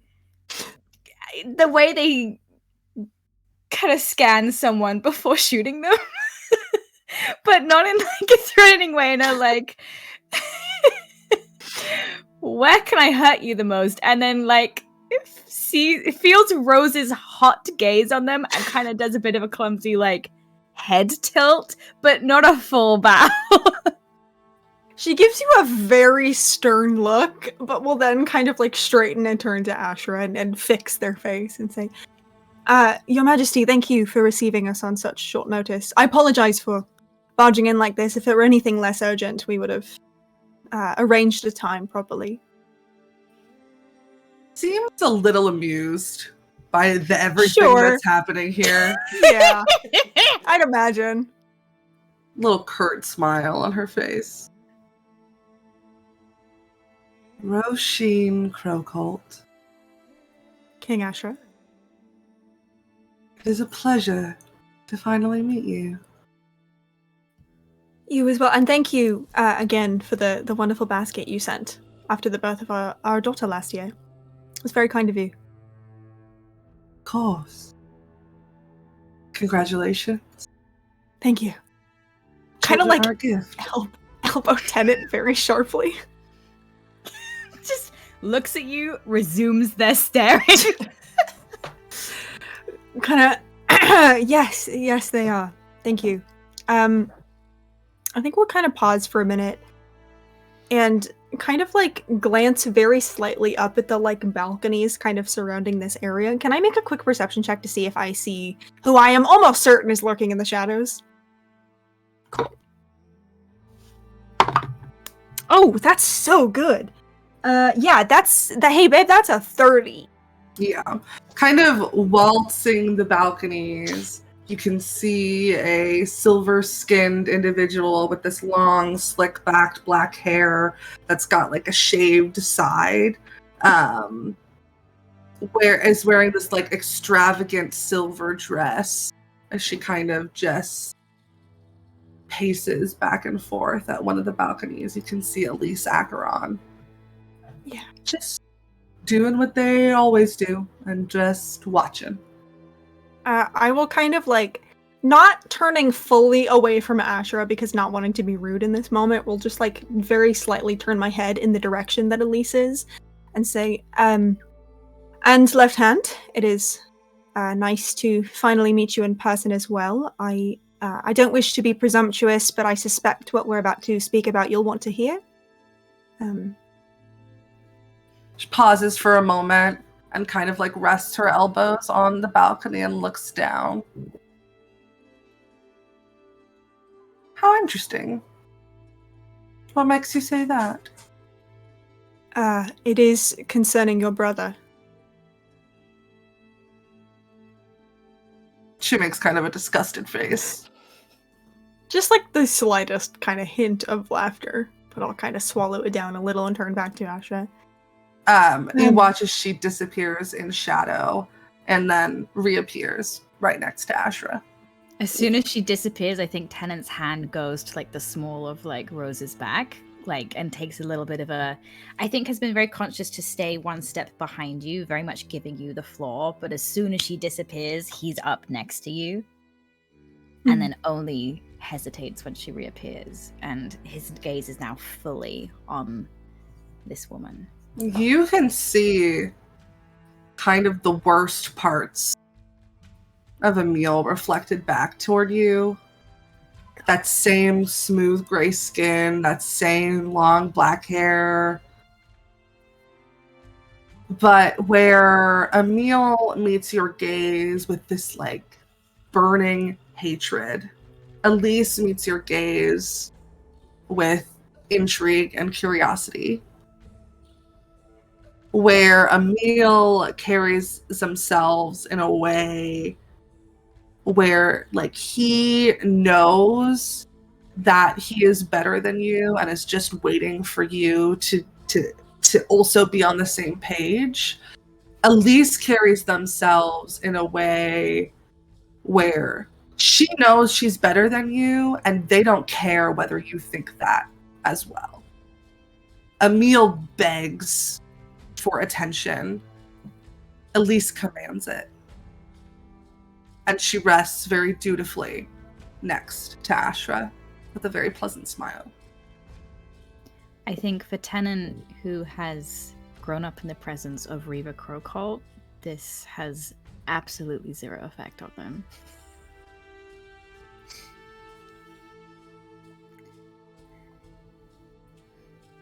They both kind of look at you expectantly, Rose. Sure. I will kind of return to looking at Ashra and say, as staunch allies of you and your family, the rightful rulers of these two kingdoms, we thought it would be pertinent for you to know that, I'm just going to throw out a measurement of time here, about an hour ago, the would-be usurper Emil Akron was seen on Bastard Alley, kidnapped a member of our family on your land, made an attack. I don't know how long he's been here, but clearly long enough to have assembled some kind of alias and make a move. We believe they have left. That has not been confirmed. But this has been, I hope you'll agree, a direct threat against not only us, but you as well, to be so bold on your lands. Lands that he knows do not belong to him and yet continues to grasp for anyway. And so it makes the most sense, I think, if I can be so forward, that we team up together to be done with Zem once and for all. Elise kind of puts her hand in front of their face to whisper something into Ashra's ear. Sure. Kind of nods, looks back at you.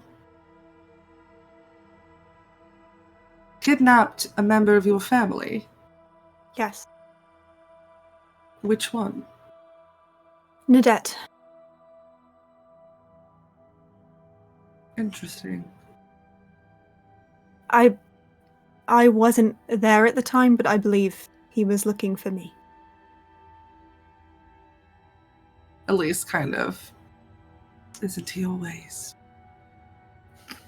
Very tight smile. Well, this is certainly frightening, to say the least. I've heard whispers of Emil's growing power,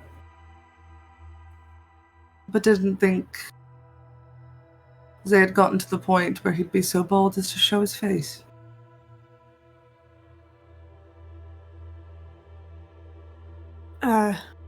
We have also not really heard, kind of like looking at Tennant here, much from him over the last years, despite our repeated attempts at locating them. So this is definitely a change of pace for us as well.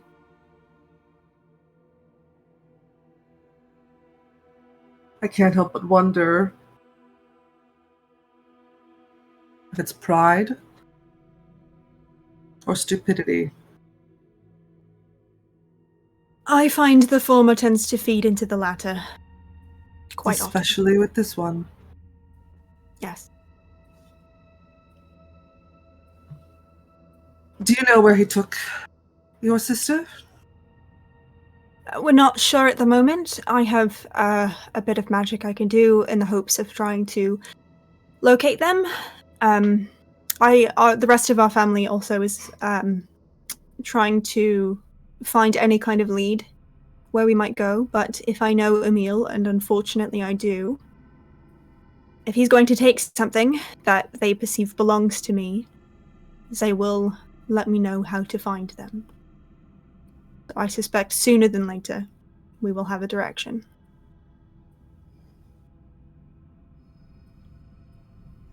What sort of help are you looking for, Roisin?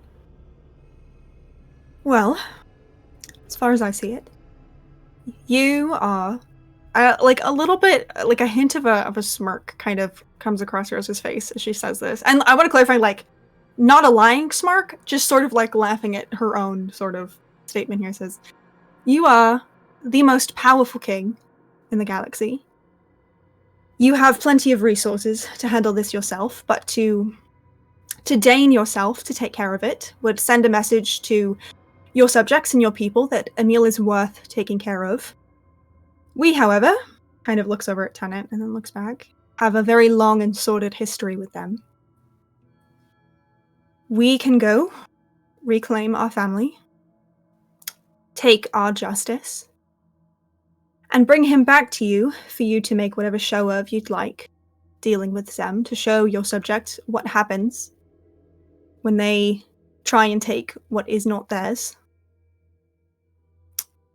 That being said, we do know he is more powerful than they were before. So if you would be willing to, under the table, grant us any aid, weapons, scrolls, anything that you would be generously willing to grant us to aid you and ourselves in this, I think it would suit both of our interests, and we would be very grateful. Go ahead and make me a persuasion check with advantage. Okay.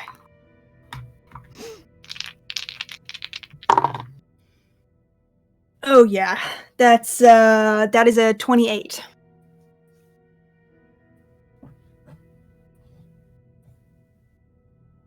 I think you would be correct. Thank you. You are very kind to say so. You're very bright, Roisin. Kind of nod a little in thanks. And it's said without, like, condescension. It's just a genuine feeling. Sure.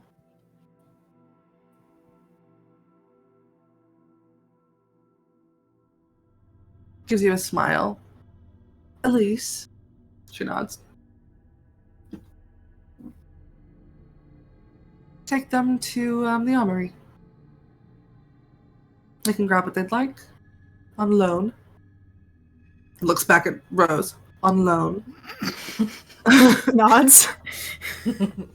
Looks back at Elise. Take an inventory of the things that they are taking and bring it back to me before they leave. She nods. Of course, Your Highness. Looks back at the two of you. Rose will give kind of like another very deep bow, and this time will like grab Tennant's wrist and like not hard, but just kind of like pull him down a little bit. Before that happens, okay, I'd love to make a weird little Tennant check about it, but it doesn't have to be. Tennant has spent this entire time psychoanalyzing the shit out of these people in front of them. Mm-hmm. Like they are, like they are 17 again, and they have been given a target to study and scrutinize and ultimately take down in the most complete of ways. And I just want to see, like, what level of information Tennant can glean from this 10 minutes or so, like, completely dedicated focus of studying. Make me an insight check. Okay.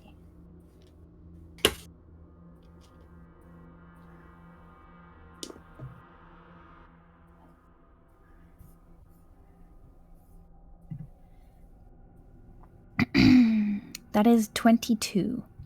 Great.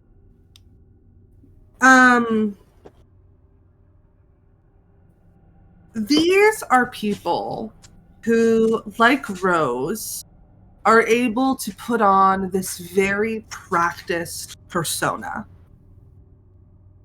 when they are holding themselves in a courtly, position, they're able to really separate themselves and who they truly are from this persona that they show the rest of the world. And what you're able to see from the both of these people is mostly just those personas. Elise looks bright, smart, intelligent, maybe a little bit conceited about how smart she is. Seems to think that she's the smartest person in this room right now, even if that's not the case. Ashra seems extremely relaxed, even with the intense level of information that Rose has just given them. Seems entirely in control of the situation, even if she might not be, but seems to believe that he is in control. What sort of information are you trying to get? Is anything that we are telling them a surprise?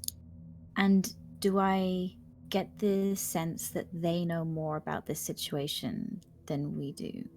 Sure. That perhaps they're not telling us. On a 22,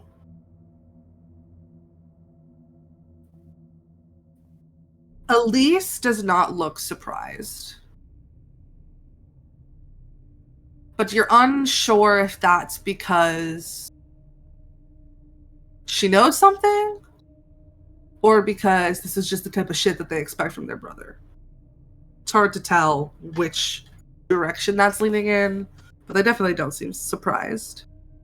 Asher, on the other hand,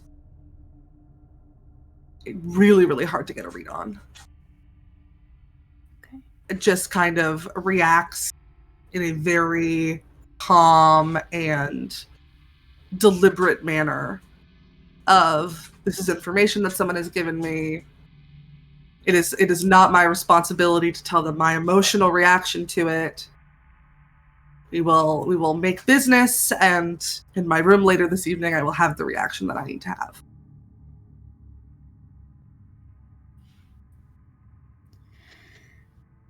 I think before taking this bow, Tennant speaks for the first time and isn't really addressing one person in particular, more the both of them together. If we're being transparent,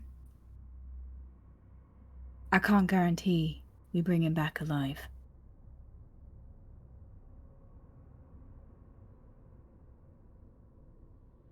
Asher kind of smirks at that.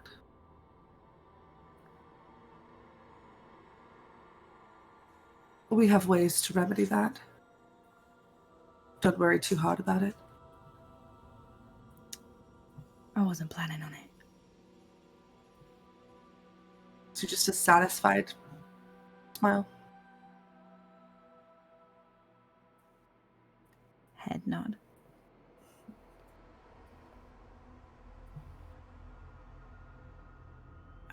And I also, can I just say, it's actually not technically important because I rolled really well. However, I did just realize I was looking at the wrong stat and I actually rolled a 32 on that persuasion. I just needed everyone to know that I did that because it was cool. Thank you. Rose will kind of like stand again and say, and please do give our best to the Queen. Of course. Thank you for your time.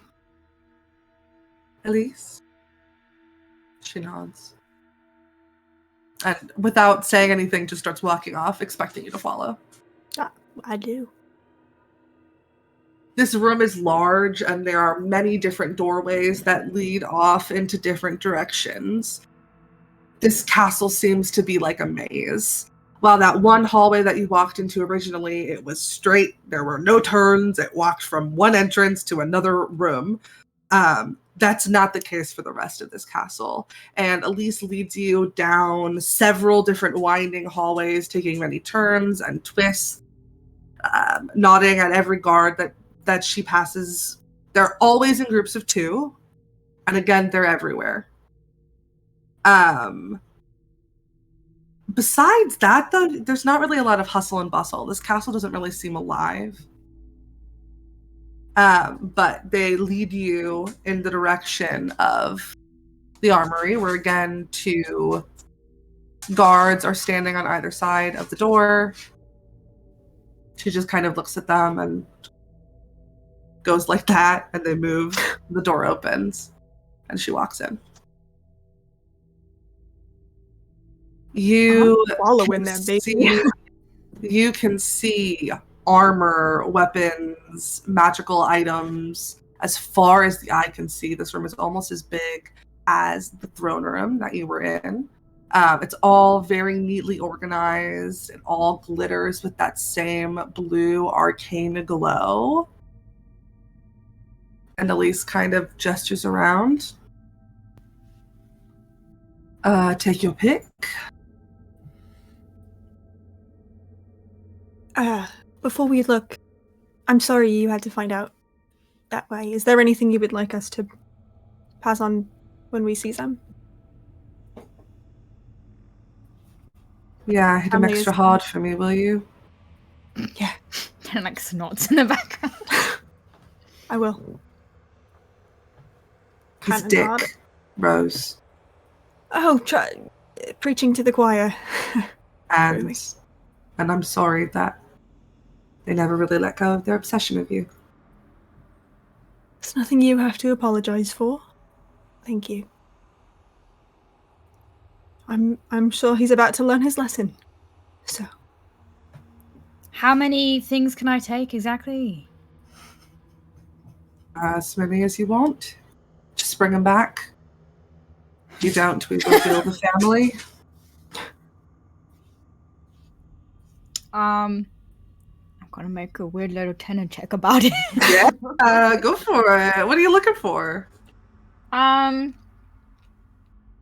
I am looking for myself like magical weaponry of, you know, the firearm kind, but I'm also looking, and this is kind of primarily what I'm using this weird little tenant check for, like strategically and mechanically, like things I think will perhaps from the very short time I spent with Emil that morning and the magic that I saw them do, anything that can perhaps stop them from teleporting or entrap them and kind of like target that fucky wucky magic they were doing.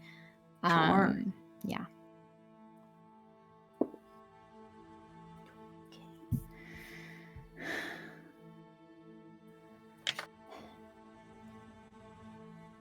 25 on that check. Sure. Yeah, you find a couple fun firearms. Number 1, you find this long, like musket-looking weapon that has like it's made of this like very, very dark black steel, and it has this like gray, smoky engravings on the side of it. And when you look at the item, there's like a little plaque in front of it that tells you what it is. This is an item that on a number 1, it's a rare item. It requires attunement. It's a +1. It does 1d12 of damage. This weapon produces no flash or noise when fired. And on a critical hit, you become invisible for 1 minute or until your next attack. Oh, yeah. That's the first thing that you find. Let's see. What'd you get again? You got a 25. Mm-hmm.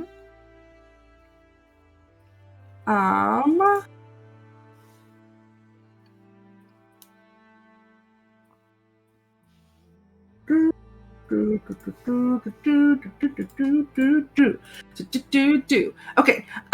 You also find a almost looks like a laser cannon. It's like a very, very heavy weapon that has 2 different means of fire. It can do a single shot, which does 6d4 piercing damage, Or if you use 2 rounds of ammunition at once, you can do like a spray effect and spray in a cone. Can also be used as a blunt instrument where you can just like whack someone with it because it's like it's heavy and it's big. And then you also find this one's very fun. You find like some sort of laser pistol that appears to be in the shape of a snake, and kind of the opening where ammunition would travel looks like the opening of a snake mouth. And it does 2d12 plus dex poison damage. And all creatures within 5 feet of the target that you shot must succeed on a wisdom save or have a hallucination of a giant snake restraining them for a round. Oh, shit. Okay. So that's what you find. Out of interest, are any of the weapons in this room, like, because the Crowcolts supply this kind of side of the galaxy with weaponry, and most of the weaponry that the Crowcolts design and make is via Tenant. Does he recognize any of the weaponry? Yeah, in this I think room? some of the more like non-magical items Mm-hmm. are definitely Tenant weapons. Okay. He just like examines them and like gets distracted, like thinking like this is an old model, like, but then gets distracted. It's like, wait, is there any funky bows and arrows for my darling sister? We'll get there in a second. Okay. We're gonna do the anti-magic type items. So there is like a really nice table that's full of a bunch of different rings. One of them is a ring of counterspell. It has 4 charges. You can expend 1 charge to cast the spell, counterspell, at level 3 without using a spell slot. You can expend extra charges to upcast it. So if you use 2, it's at level 4. If you use 3, it's at level 5, or 4, it's at level 6. And it regains 1d4 charges each day at midnight. And then there is also a brooch, like a nice fancy pin, where once per day you can disrupt the concentration of anyone within 20 feet. So somebody who's concentrating on a spell, you can just make them not concentrate on it anymore. And then there's also a fancy shield. While holding it, if you're subjected to a magical effect that allows you to make a dex save to take only half, you can use your reaction to take no damage if you succeed on the save. Like kind of interposing yourself between, or the shield in between you and the damage. I was not prepared to answer the bow and arrow question, so let me pull those up. But are you taking any of these items? She said I could take all of them. Are you taking all of them? I'm fucking sweeping them into like Beautiful. not even being polite about it. I'm just like halfway between criticizing my own work and then just like pickpocketing very like with the practiced ease of a incredibly experienced criminal.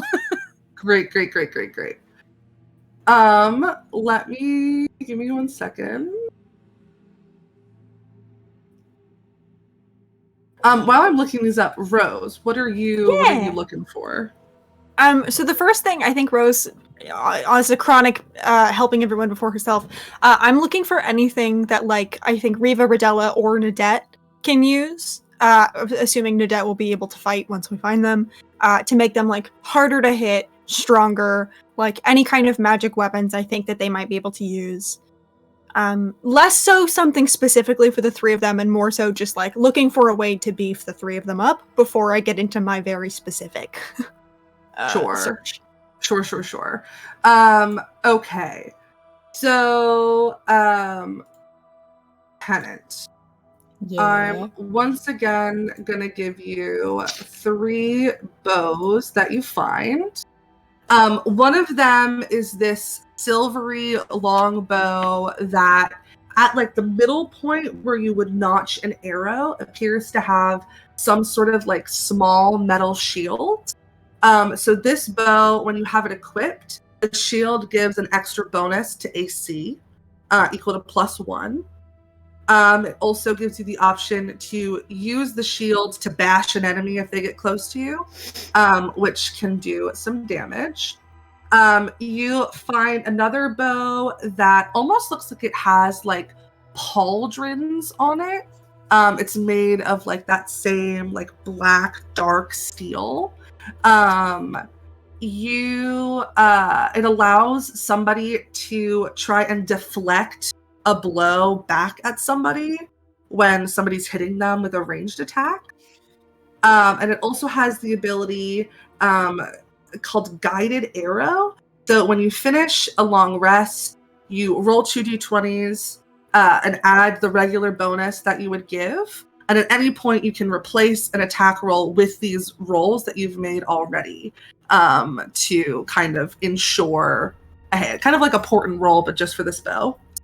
And then you also find another bow that looks like it's made of like twisting thorned vine that has 6 charges.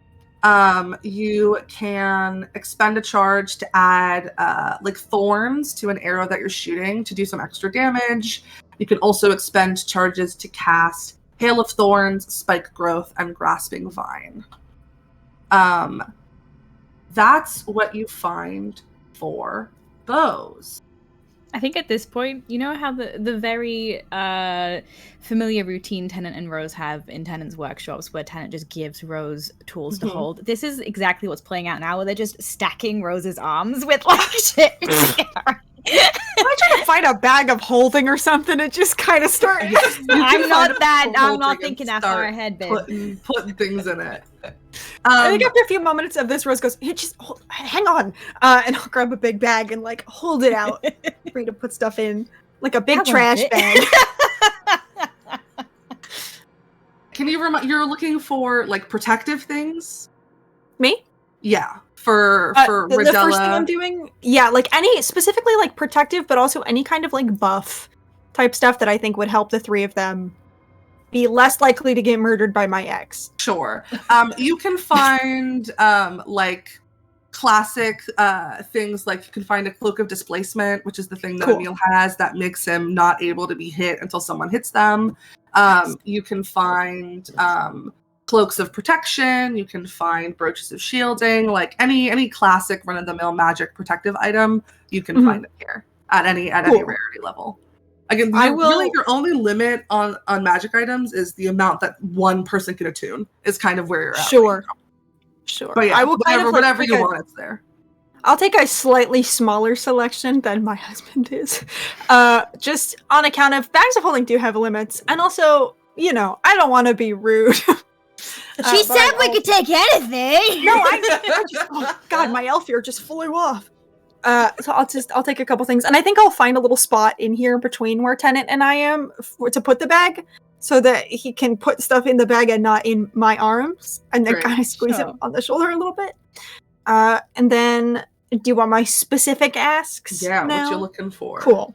Well, my first question is, does it seem like there's any kind of spell scroll in here, or just like... Yeah, there's like a whole wall that's like organized by level.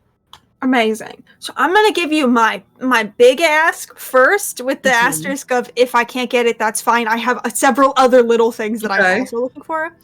Here's the thing, right? I think Rose knows, like, there's like headbands of intellect, right, that can make you smarter, and there's certain things that can like push like your strength or your dexterity over. And so I think what Rose is looking for first and foremost is something that would make her magic stronger. I don't know if this exists in 5e. I am essentially looking for like the belts of strength that can put your strength to like 22. I am essentially looking that for like charisma, if it exists. Yes, with the full knowledge that I will have to give this back. Well, so there's a couple of different things. There is a book that's kind of, there's like a little shelf that's organized. It's got these like ornate tomes. And one of them is the Tome of Leadership and Influence, where if you read it you have to spend 48 hours over a period of 6 days studying it to permanently increase your score by 2. That probably not an option. Sure. There are a bunch of ion stones. There's an ion stone of leadership, which increases your charisma score by 2 to a maximum of 20. I'm already at 20. Right. Just to give you there's a deck of cards. Absolutely not. Hey, Reed, I love you. Absolutely. Oh my god. Tell me I find the cards. Come on, guys. You don't you fucking dare. It's a deck of cards. I'm a criminal and I like gambling. Absolutely not. Thank you Can I so roll much. for I it don't to need my see if I husband find to the cards? explode in this fucking roll an treasury. investigation check. I'm gonna kick your ass, Jess. You the human man. She just wants to play Go Fish, James. God, why are you so... 18? Yeah. There's a deck of cards. God, dude. I think I like pick them up and I like squint over at Elise. It's Elise, right? Mm-hmm. And then I just put them in the bag. No, you can't take those. The cards? You can't take them. You know, the first step to admitting you have a problem is admitting you have a problem. I don't think that's how that goes, darling. They're not normal cards, darling. Rose kind of looks at Elise. like a condescending darling. No, I know. Put them I think, back. like, can I look at like what does the outside look like? Yeah, the outside, it's very ornately designed. It's these like swirling gold and silver shapes. And in the center, you can see this like cloaked figure that's got their hands like clasped together and is holding like literally the world in their hands. God damn it, I want to pull one so bad. Elise says, I'm not going to. I'll warn you, some of the cards give you great boons and some great dangers. I don't think we really need any more dangers in our life. Do we, husband? I think as soon as they look at Rose and Rose is giving them the wife look, and it's like, okay, cards go back. But yeah, that's what you got. No worries. Unfortunately. It's fine. Then I have a couple other, I think, slightly more attainable things. One, I'm looking for either a scroll or an item that would allow me to cast scrying without using a spell slot, so that I can do that and not go into this fight with so few big spell slots. Yeah, you can find a spell scroll scrying. Amazing. And then I'm looking for, if I can, a spell scroll of Crown of Stars and a spell scroll of Death Ward. Yeah. Cool. And then I'll just kind of like take a spin around anything that would appeal to a little old spellcaster. Make a investigation check. Showa. Ooh, that's terrible. Can I enlist my husband's help? Sure. Great. If you want to roll your own, I don't want to roll because my investigation's not great. It's Okay. I got a 10, so. Investigate. Babe, I also got a 10. Homophobia is real. A 10 total from both of you? Yeah. Yeah. I mean, you can find there's like rings of spell storing. How high did those go? I believe 5th level. Yeah, it contains up to 5 levels of spells that the wearer can cast without needing rest or material components. I'm trying to see if I have anything fun I'd want to put in there. I don't think so.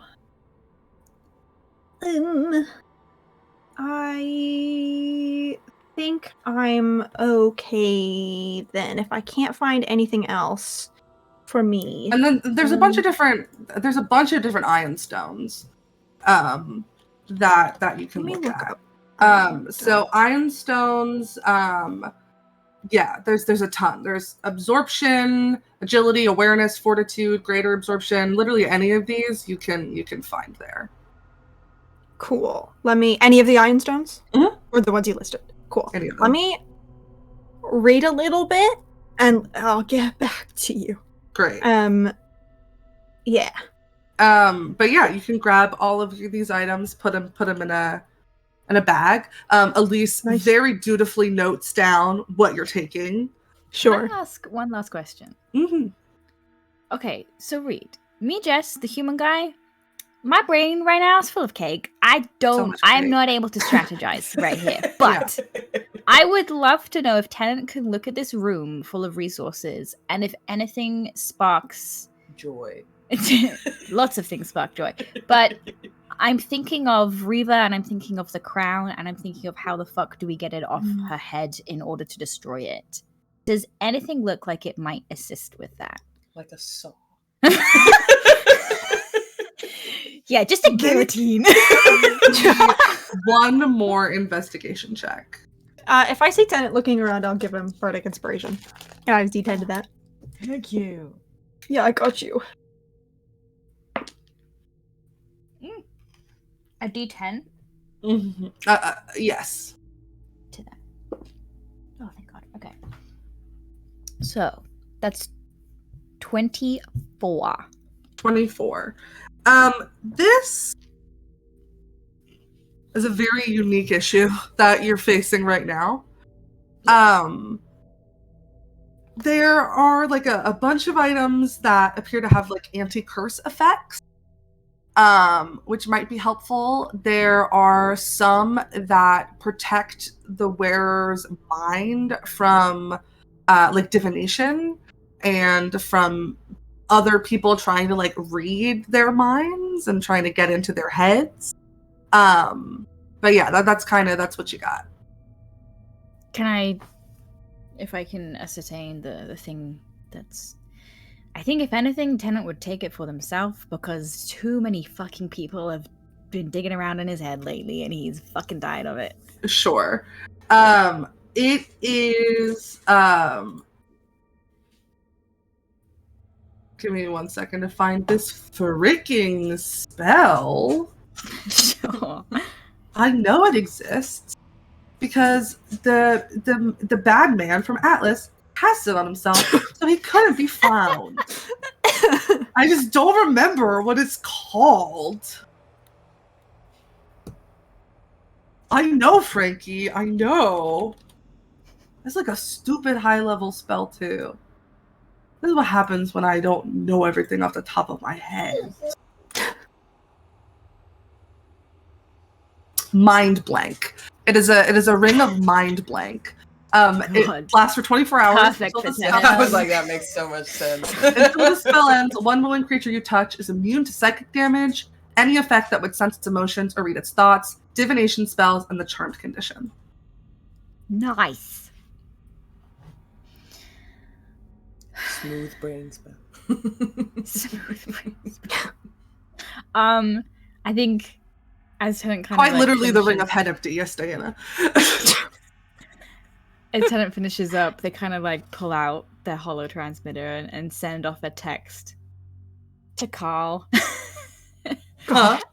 And just place an order for updated models of whatever shit they have in here and just James, have you gotten a chance to look at that list? Yeah, I am, because I don't know when else in Dungeons & Dragons I'm ever going to have a chance to own a legendary item for a day. I am going to take that Iron Stone of Greater Absorption. Great, do it. Thank you so much. Of course. Okay. You can grab your fun items that we'll dole out later. I'll put them all in D&D Beyond. We'll make it all. Again, you're only limited in the amount you can attune to, which is 3, so we'll talk about that and you can pick and choose later. We're going to go back to Reva and Ward before bringing the family back together. Bree, was there anything else that you wanted to do with Ward? I think, as Riva and Ward leave the Bellmakers, I think that she looks over to Ward and says we have one more stop. And I think she's headed over towards the shop of the birdhouse. But on that walk, I think she's going to make a few quick calls. I think the first one is to Donovan. Back Sure. home. Hello. Donovan, I need you to activate every single Crowcolt ship that's available. Set up a blockade around Mark Hollow. Okay. Do you remember that little fucker Emil? Unfortunately. They took Nadet on a ship. Apparently they have a ship called the Rotted Thorn. I want every single fucking resource of ours hunting and preventing that ship from leaving. Am I clear? Yeah, you got it, boss. Good. And I think Riva just like hangs up the phone. And then heads over to the birdhouse. Sure. Yeah. The birdhouse's home on Bastard Alley is designed like an actual birdhouse. There is like a circular door that you can enter through, and it has lots of bird feeders that are kind of hanging from all various points around it. You can walk in, and the entryway is kind of designed like a classic ornate Victorian living room. There's like a sitting couch. There are some nice paintings on the wall. There's like a coffee table with tea on it. And after a minute or so of you being in there alone, someone will come join you. This individual you would recognize as they go by the name P. Goes by she, any pronouns. She has this this like dark gray skin, white hair that fades to like a dull red at the end. Very notably has these two cat ears that kind of poke out from her forehead, as well as ram's horns that curl up from behind them. Is dressed in like this very slutty red little dress with a matching red choker, smoking a cigarette as they walk into this room.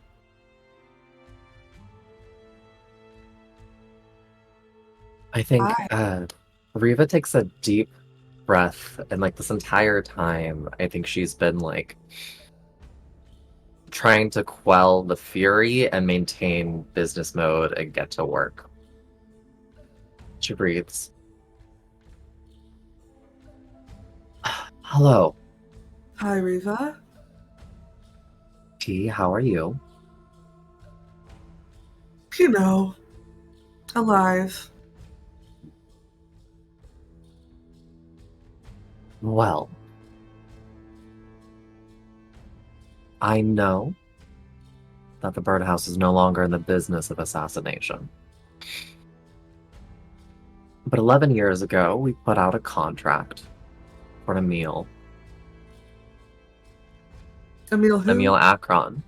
Okay. There's a lot of You Emils. remember? I just wanted to clarify. Yes, no, I remember. It's unfortunate that the contract was never fulfilled. And I understand now that you still are not in this business. But I would like to call in a favor. What sort of favor, Riva? I encountered this cretin here in Bastard Alley just a couple of hours ago. I would kindly request that the birdhouse mobilize its resources to ensure that they do not leave this planet. while I fulfill my own contract.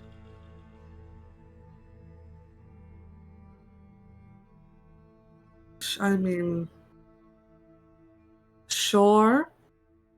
You know, we're not. You said it yourself. We're not really in that business anymore. We're more in magic items and weaponry, but I can do what I can. That would be much appreciated. Sure. And while we're here, along your newer line of business, I'm in need of a new dagger. Do you have anything here that is good for inflicting pain? What sort of pain? The most excruciating kind.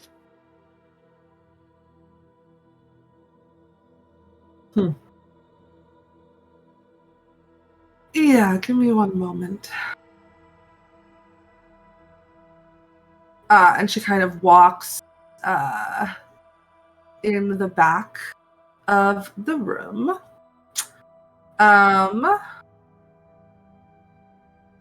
Go ahead and make me a persuasion check. Persuasion, rolling dice. Ooh, and can I use that bardic from before? Yeah, surely can. That's fun. That's a D10, is that right?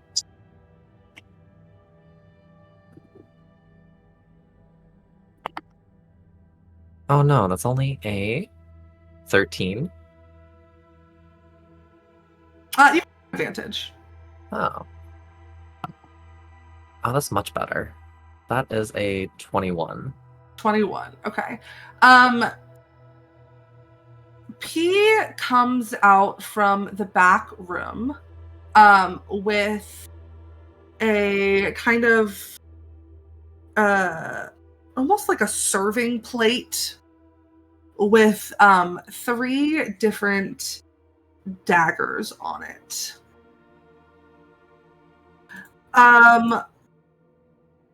Give me 1 second just to get the third.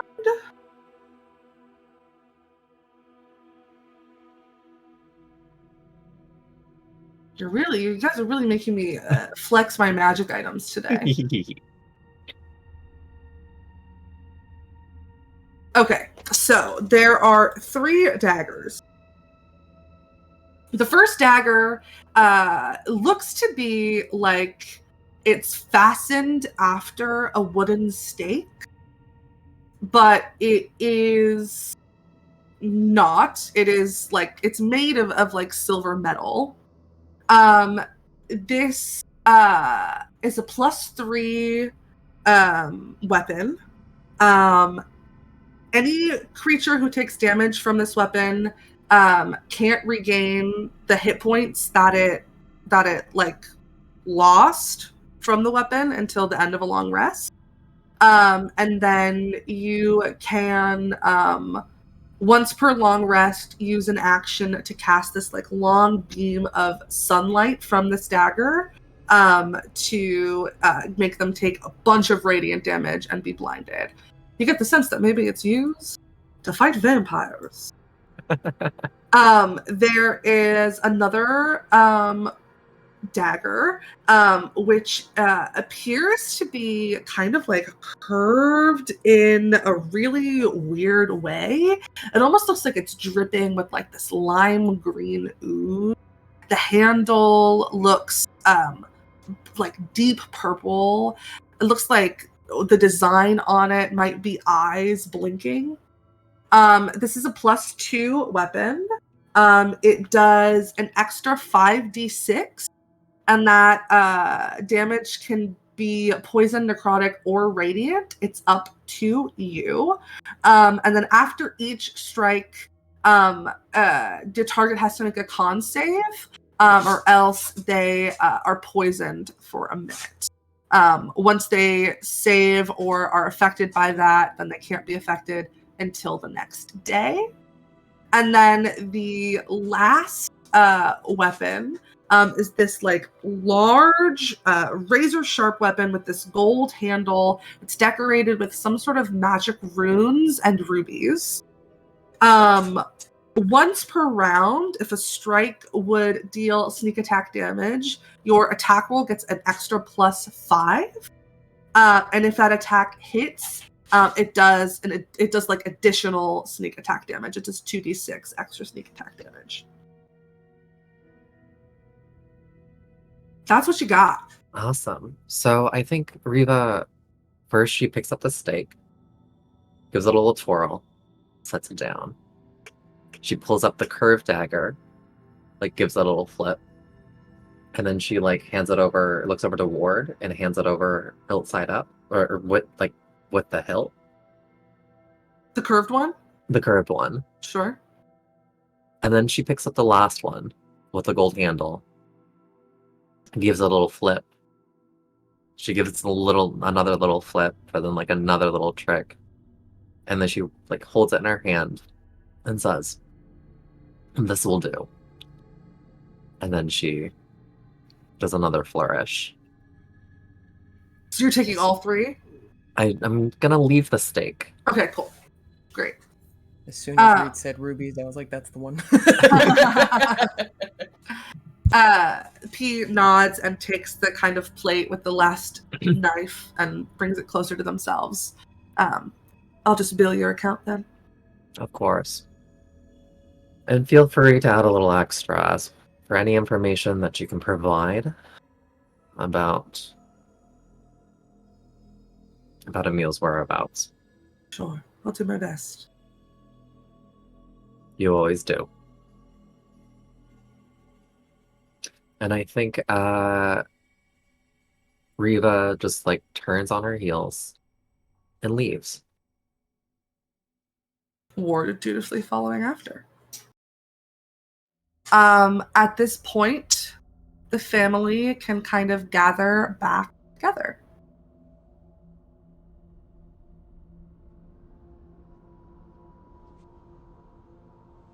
Everyone? What we doing, team? Okay. I think Where are we? boat, right? Oh, And it's shit. sure. I think you probably Did someone get find- Ruby Senior from the bar? Oh fuck! Yeah, I got it. Hey, Grandma! Someone go get Grandma! All right, come on. I think, I'll grab her, fill her in, and actually on the like walk back from was she at the siren sign? I don't fucking know where she was. That's where she's been this whole time. Cool. That's where we left her, right? That's the last place that anybody spoke to her. So you know, so I'll just go grab her, just in as few words as possible, fill her in. Then as we're actually walking back to the ship, can I pull out my phone really quick? Mhm. And I'm gonna call Sam. Because I feel like someone should tell Sam. I was gonna say that, so I'm glad you thought of it. Yeah, just pulls it out and like is looking and like looks at her contact information that just it says Sam in parentheses, Nadette's person, and is just like debating for a while, but then it's like, yeah, I probably should, and we'll just just call. Kind of hoping that she doesn't pick up, but she probably will. Hello. Hey, Sam. Hi, Ruby. What's up? How is everything at home? You all right? I burned the last batch of donuts, but besides that, yeah, things are fine. Right. What's going on? Right, there's no good way to say this. Someone took Nadette. And, kind of just has to take a second after saying those words aloud to catch her breath. Sam can probably just hear that on the other end through the receiver. Some fucker from Rose's past took her, but we're doing everything that we can to get her back. And I know that you're stuck there and there's not a lot that you can do, but I just thought that someone should tell you. When? It's like an hour ago, right? An hour, 2 hours? Okay. About an hour ago.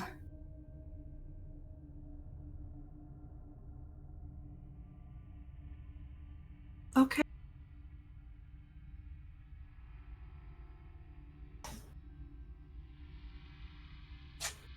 Sorry that you, probably the first time you're getting this call, and I hope that you don't ever have to get used to it.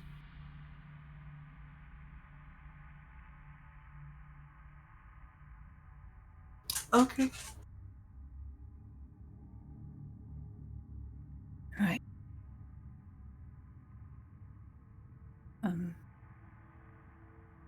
I'll have a call you so you can hear her voice as soon as we get her back.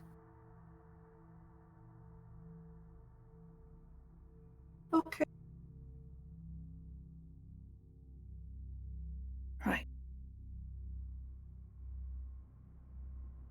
You'll hear from us soon, and hangs up. Oh. Out of everybody who was going to do this, it probably shouldn't have been me, but also, fuck, everybody's busy. All right, you all can gather on Tenant's ship. Yeah, Tenant's standing in the middle of the deck. The bag of holding is just dumped at their feet with most of the contents kind of spilling out, and they're kind of just standing in front of this treasure. Again, looking very unnervingly, like, calm. Well, Reva, it reminds you of your dad. Hey, Reed! Hey, Reed! Who said that? Who said that? Who said that? Who said that? I think Ruby picks her way through all of the, like, it's just like looking over everything, like very analytically. Eyes land on the bow with thorns growing out of it, immediately picks it up in one hand, kind of pulls out the string experimentally, and just with a little bit of druid craft, the thorns on the bow kind of like come and wrap around her hand, almost forming like a hand guard. She's like, oh yeah, you did good. Happy birthday. Thanks. What did you find? Gestures to the floor. I feel like I should also say we did make a promise to give these back, or else we're gonna get a very hefty bill. So. Sure, whatever. Sorry? Did anyone find out where Emil is? No, they don't know where Emil is. I got an extra scroll of scrying, so I can try and look without expending some of my more high-level magic. I also, this is a stupid plan, and I acknowledge that as it's coming out of my mouth. I think if I call Nadette, there's half a chance he'll pick up. It's not a bad plan. Scry first, then call. Anyone have any issues with that? Sure. Okay. I will kind of go over to the little table in this ship and sit down and pull out the scroll and start casting scrying on. I'm gonna cast it on Nadette because I know we've been trying to find Emil and he's been very slippery and I don't want to waste this fucking scroll. Sure. So you know the target well. Surely do. You have a picture, you've got a possession or garment, you've got any piece of body, anything helping you with this? I probably don't have a piece of Nadette's body. Can I? No, I don't. Can I like make a luck check to see if? I mean, here's the thing. They were on this ship. Probably something of hers is here, right? Like overnight stuff. So yeah. I mean, you did Probably just don't- spend like a night drinking together. I'm sure there's a ton of just like loose. The luck random- check. Yeah. Cool. Can I argue with advantage because she had to pack something? Yeah. Cool. That is Do I want to use my emergency beans on toast inspiration for this? I got. Can I try to give one of my fucking many logged DM inspirations? Sure. Yeah, so please. Just looking around, knowing where Nadette keeps her shit. Oh, jeez. That's worse. That's worse. No! I'm sorry. I made What it the worse. fuck? No, it's okay. I've got the rock-tato! I've got the rock-tato! So true. That's gotta count for something. Is that... First of all, what did you get? I rolled 2 11s and a 9. Okay. It's over 10. It is. Which is gotta be a passing grade. It's not an F, statistically speaking. So, I would argue that Rock Tato... It was originally Nadette's. I would argue that it's a shared object. So instead of -4, it'll be -3. Does that sound fair? That's fair. Okay, great. So in total, I'm subtracting 8 from this save. Excellent. Thank you so much. Of course.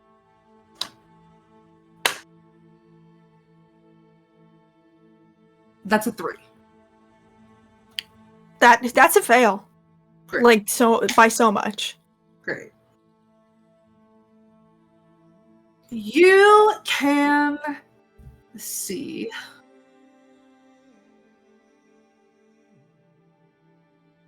the two of them walking up a path.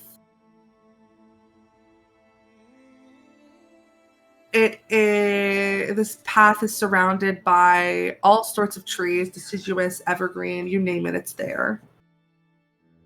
Wind is rustling Nadette's hair, and you can see that their hands are clasped together. And there's some sort of like necklace on them that you think probably is making it so that they can't cast magic. Because, you know, she's shifty. And they are, they're just walking up this this path. There is a earring that Emil is wearing that turns from green, the like jewelry on it turns from green to red. And his head starts whipping around. Can I... So this isn't a real mechanic in 5e, and I acknowledge that. When you are obviously like trying to cast scrying on someone or something, usually you're trying to do it stealthily. Mm-hmm. Can I, since I am casting it on Nadette, have tried to put enough like magical energy behind it that they would feel it and hopefully know this is me? Sure. I mean, like, obviously I can't convey that it's me, but who else is going to scry on Nadette? Yeah, give me 1 second. Cool. Okay. Noted. But yeah, Emil starts looking around. Rose? Was that you?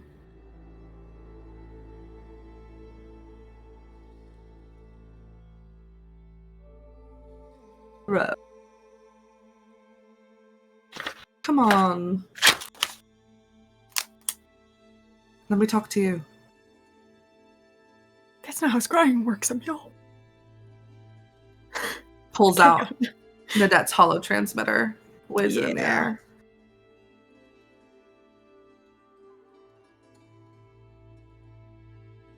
We'll just stand here until you do. I'm gonna stay for the full duration of this scrying in the hopes that Nadette will, I don't know, shout her location if they know it. But I'm gonna wait. He can wait. He's waited 11 years. He can wait another 10 minutes. He stops walking. Nadette tries to keep going, but they like put their hand out and stop her. And they just wait the 10 minutes. Does Nadette look okay? Can I make like a perception check on Nadette? Yeah. Make a perception check. Come on, dice. Fuck you. That's would we say this is perception or insight if I'm trying to like tell Nadette's emotional and physical state? Physical would be perception, emotional would be insight. I'm gonna say physical because she got stabbed. That's a dirty 20. Dirty 20. Some blood stains on the shirt, Mm-hmm. but she's not limping. They're not Okay. like falling over. They just kind of look annoyed. Sure. She keeps opening her mouth to talk, Mm. and Emil keeps like. Eventually, Nadette starts talking, and Emil just ignores her. Sick. Can I hear what she's saying? Something like. I just want to know how they're dunking. It was, like, I know really you're not. stupid of you. It was like really stupid of you to pick me because like my family loves me, and it was like really, really stupid of you because if there was anybody that they were gonna try and find, it was gonna be me. And he was like, "Shut the fuck up, please, for the love of you won't stop fucking talking, and it's pissing me off." Like This is, well, if- of course, if you- Nadette would be the captive to be so fucking annoying that the kidnapper would just be like, just You'll fuck stick off. him or I actually don't want you anymore. Literally. If you didn't want me to talk, then you should have picked somebody else. I mean, like if you grabbed Ruby, Ruby probably wouldn't have talked as much. But no, you grabbed me instead, and that was probably your mistake. And it was like, oh my god, please. I think anybody looking at Rose sees she's smiling just a hair. Can I do something in this 10 minutes that Rose is waiting? Yeah. I think Tennant's still standing in front of this loot, in front of his two parents, and his hands are kind of loosely in his pockets, but it's just enough of a stance that it looks like his hands are kind of on his hips, but in a less, way. But he kind of does look down at you and just says, so what did you two find? The ship left. His ship left 4 days after it arrived, which was about 2 weeks ago, so I don't know. We're gonna need you a little bit louder, TT. Woo! I know you're in the character, but it's hard to hear you. Okay. I think Rodella just relays the information that the ship, docked 2 weeks ago and then left 4 days after, so she doesn't know if he must have teleported onto the ship or if he's still around. But his ship's not here. The ship's not here. No. Rodella looks. Rodella's not really looking at Tennant.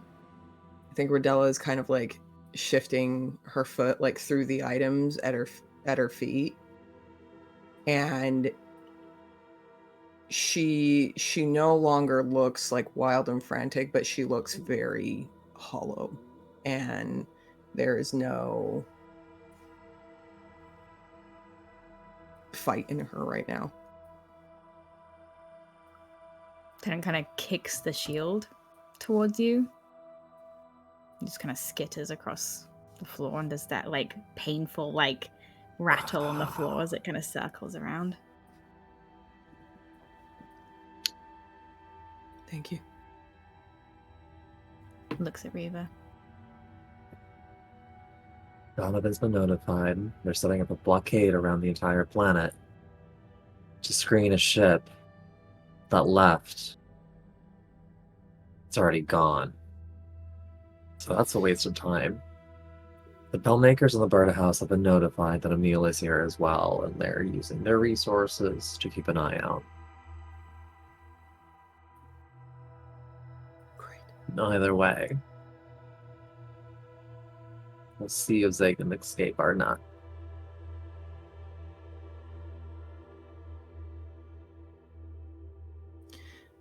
Reva, may I speak with you?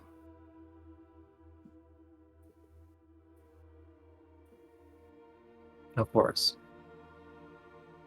Tennant, do you mind? Tennant doesn't move. You're on his ship. Well, I think more than anything, Rodella is just asking if it's okay if they step away. It's just looksy. Okay. Right. I think This she walks into one of the rooms on the ship. Tennant will go to join Rose and hands over your shoulders. I think Reva follows. Follows Rodella.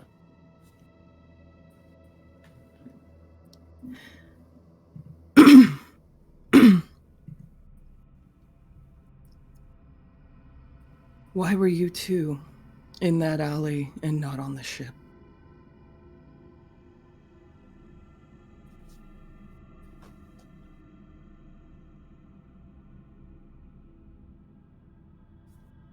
Just needs some fresh air. Bullshit.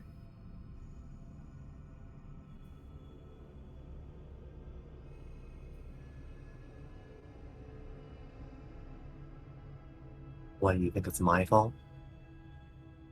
You think I don't know that?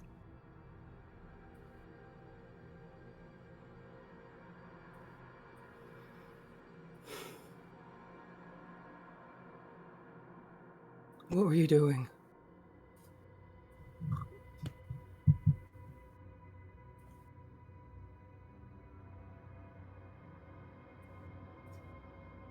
I had business to take care of. I made a What business? conversation.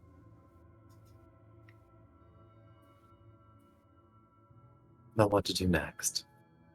We decided what to do next. As a family. We decided. So what the fuck were you talking about? With our baby.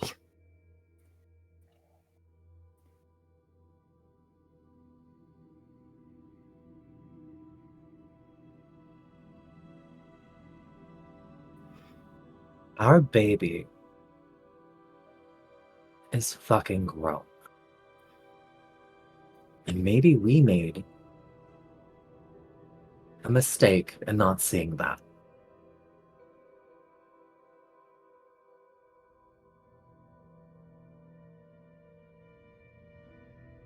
Our grown child has been kidnapped. Second child to be kidnapped. I don't have to remind you of that.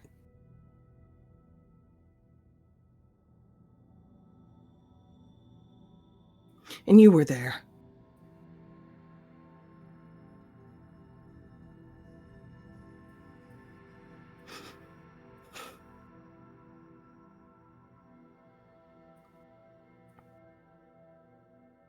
I know.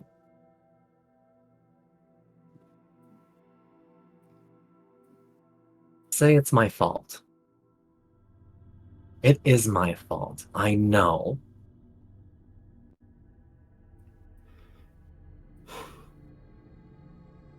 What do you want me to do?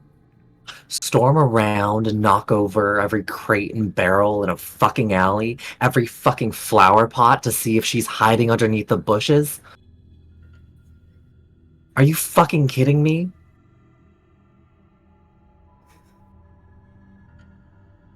I'm going to fix this. It's my fault. Fix it. We're here because of you. This is all because of you. Yes, it's your fault.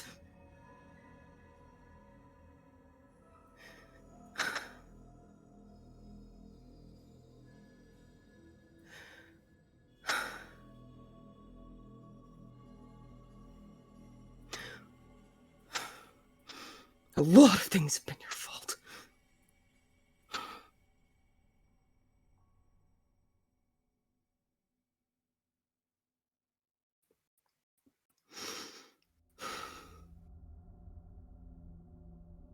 You think I don't know that? Oh, you can admit it. Good for you.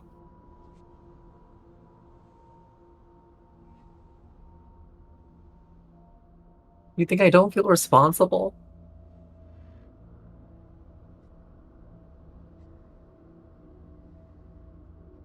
Do you think you're the only one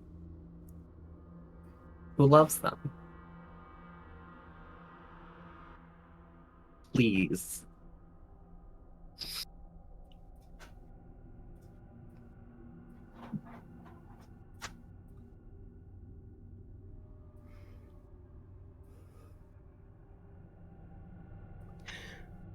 Everything that we have been doing was to keep them safe. Everything has been to keep them safe. Everything I've been doing, all the stupid, horrible things, has been to keep them safe.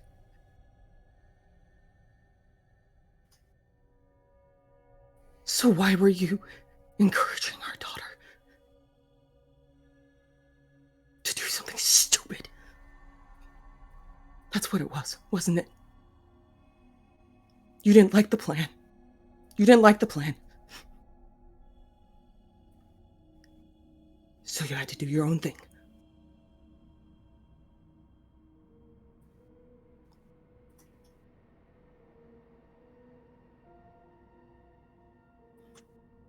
I want our kids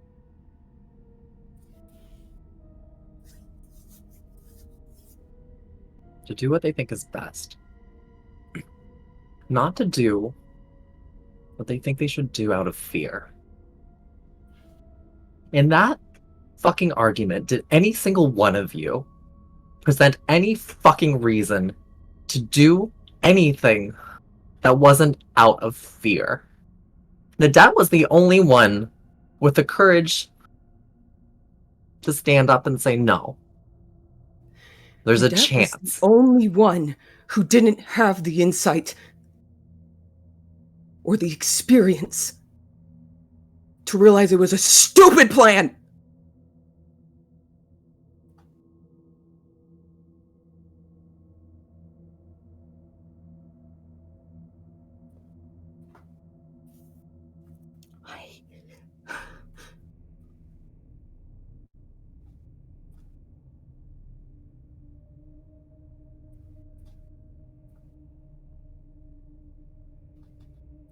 Whose fault is that?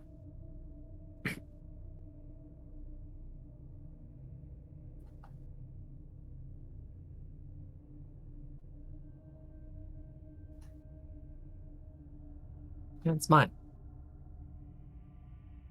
Right? That's what you want to say. It's all my fault. I'm the reason.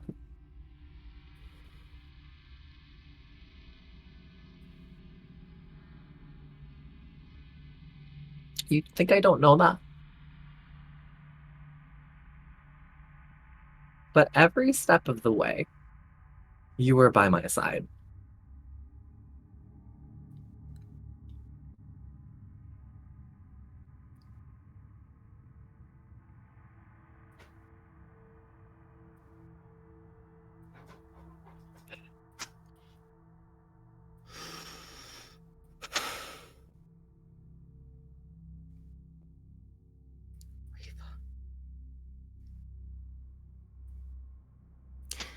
I think you see a look in Rodella's eye that you have not seen since you first met.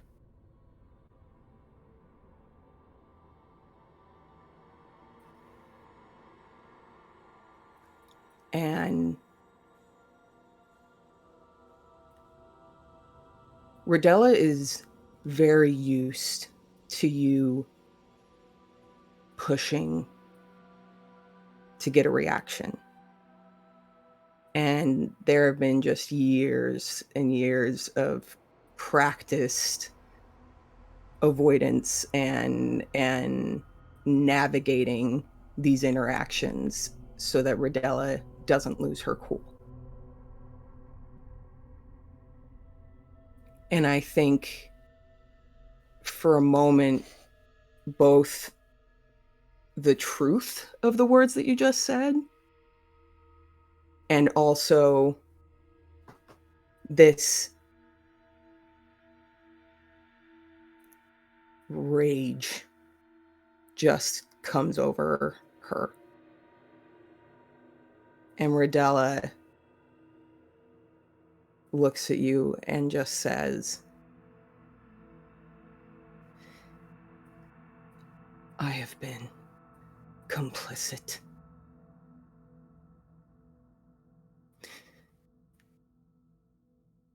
And maybe that makes me just as bad. But I didn't argue with you in front of the kids when you made rash and stupid decisions. I spoke with you in private because I didn't want the kids to know that the softest parts of you were me. Their love is fragile And I wanted them to love you.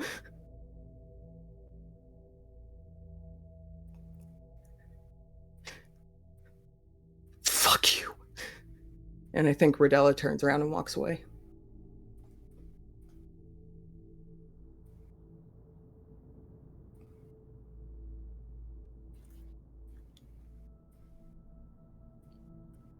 I wanted them to love me too.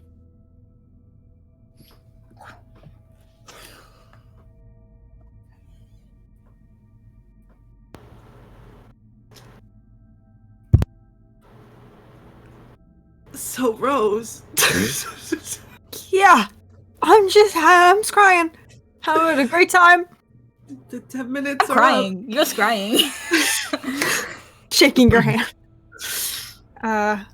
Yeah, I will kind of pop out of the vision and sigh a little bit, and I think kind of run a hand on my forehead and then reach over to Tennant's hand and squeeze it on my shoulder. I think the first thing you hear is Tennant's voice. Is she okay?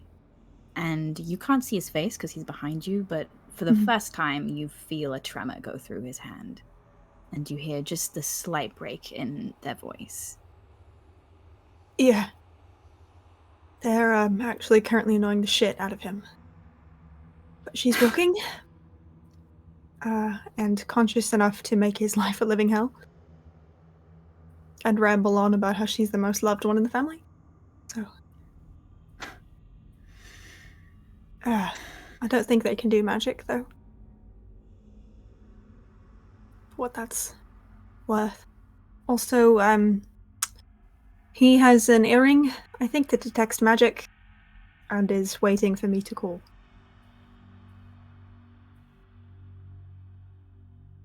You don't have to. I don't know where they are, except surrounded by trees. So, I think I do. I can make the thank call. you. I think we both know they won't talk to you.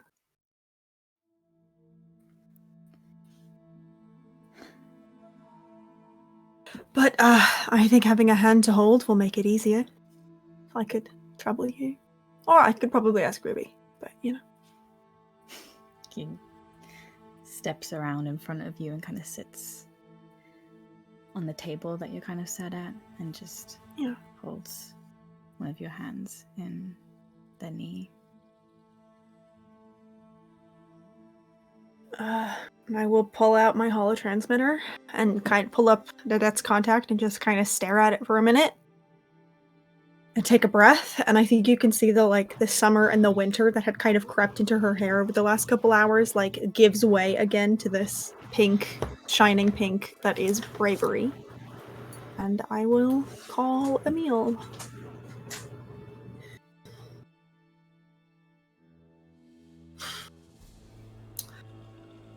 I'm so sorry in advance for just the little shit that I'm about to be. Okay. Reed, I love you so much. If anyone was going to do it, I'm glad it's you. So. It rings 3 times. Yeah, I'm sure it does. Before on the other end of the line you hear, Nadette Crowcolts phone. How may I help you? Emil, darling, didn't Mummy ever tell you that if you're trying to get a woman's attention, you should send her flowers and chocolates and not kidnap their sister-in-law?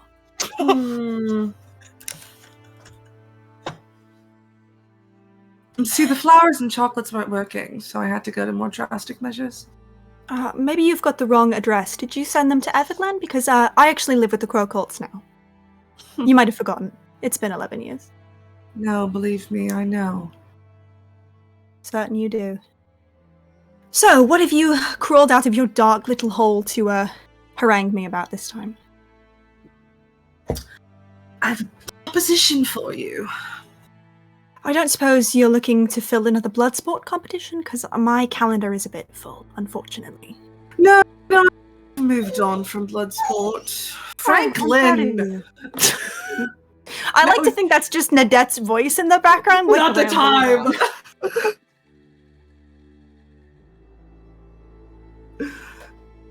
Yeah, blood sport so 10 years ago. That it is. What do you want, Emil?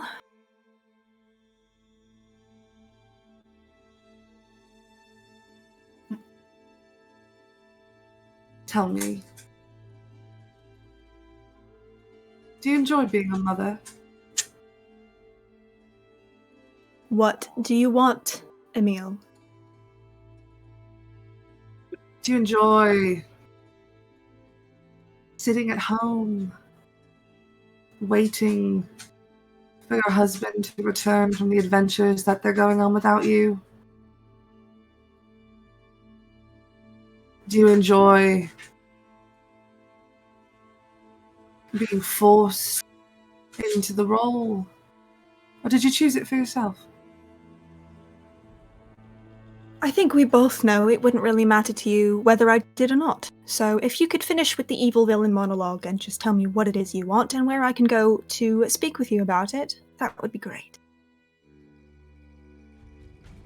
You haven't changed a bit, have you, Rose? Not as far as you're concerned. And that's how I know that there's still a part of you that wants more. So we're continuing with the evil villain monologue, right? Will you just let me know when you're ready for me to actually give an answer and, please continue. This sounds very well rehearsed. What normally would get under his skin, Yeah, he just, doesn't even bat a fucking eye now. sure. You can tell that Zave, grown. in interesting ways. Yeah, I'd imagine.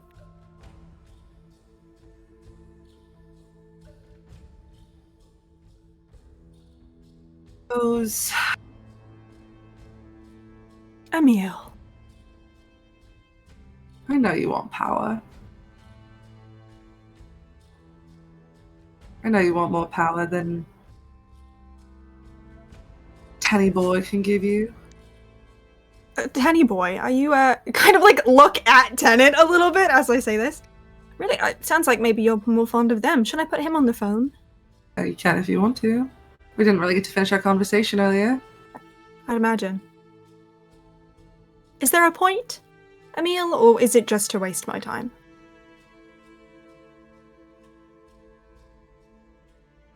I can make a connection between you and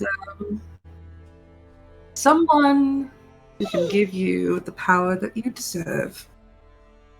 Because despite the annoying shit you're spewing into my ear, I still believe that you deserve more power than that family can give you.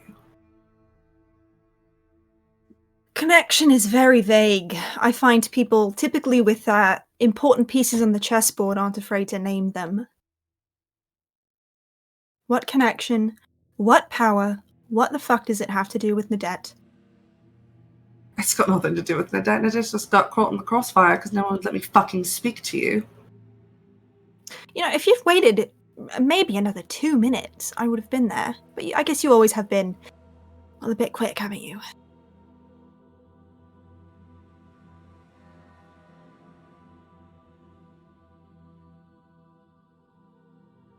I need a moment. I didn't really know that was coming out of my mouth until it did, but here we are. Only where it counts, Rose. Only where it counts. If that helps you sleep at night, darling.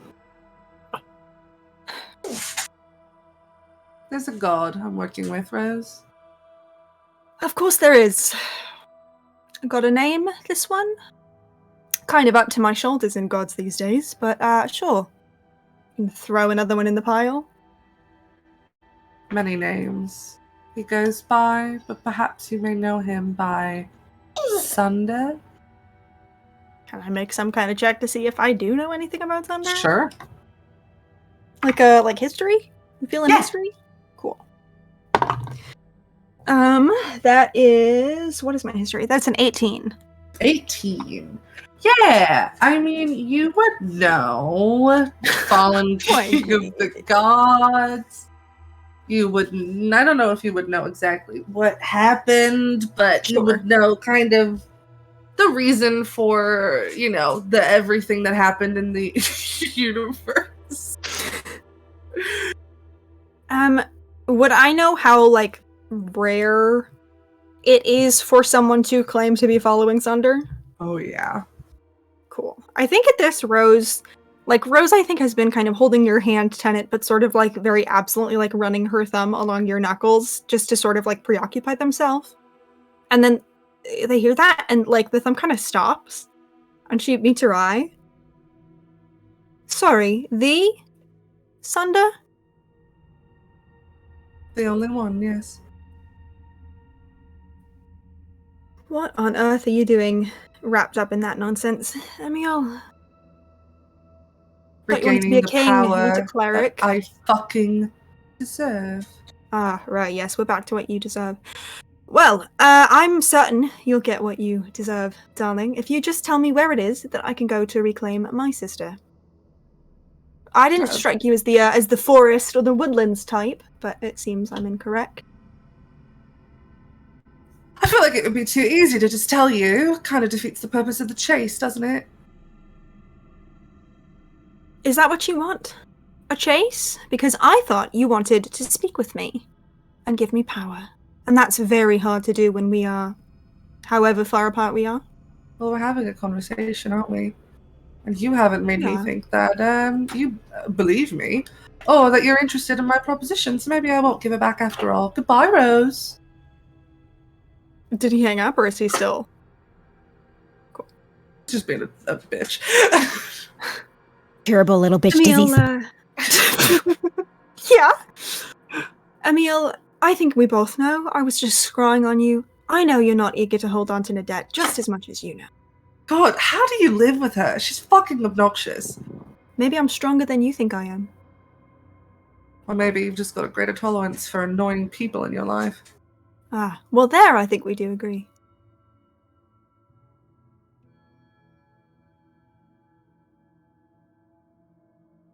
You prepared this whole monologue. I assumed it had a bring X to Y before Z and don't tell anyone or I'll kill her. No, you didn't get that far? No, not that. It's just that, again, this whole stronger than you, better than you act isn't really making me want to cooperate.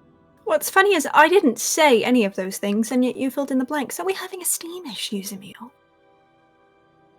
Rose, you and I both know that there's many things that are unsaid between us. Why don't you start saying them, and I'll let you know what I need to hear. We could start with where you are. After all, you seem to want a happy little reunion. Much easier to do, not over the phone. Yeah, but if I tell you, then you're going to bring the whole family, and it's going to be a whole big thing, you know? Just doesn't seem that fun for me. Seems a little bit lopsided, if I do say so myself.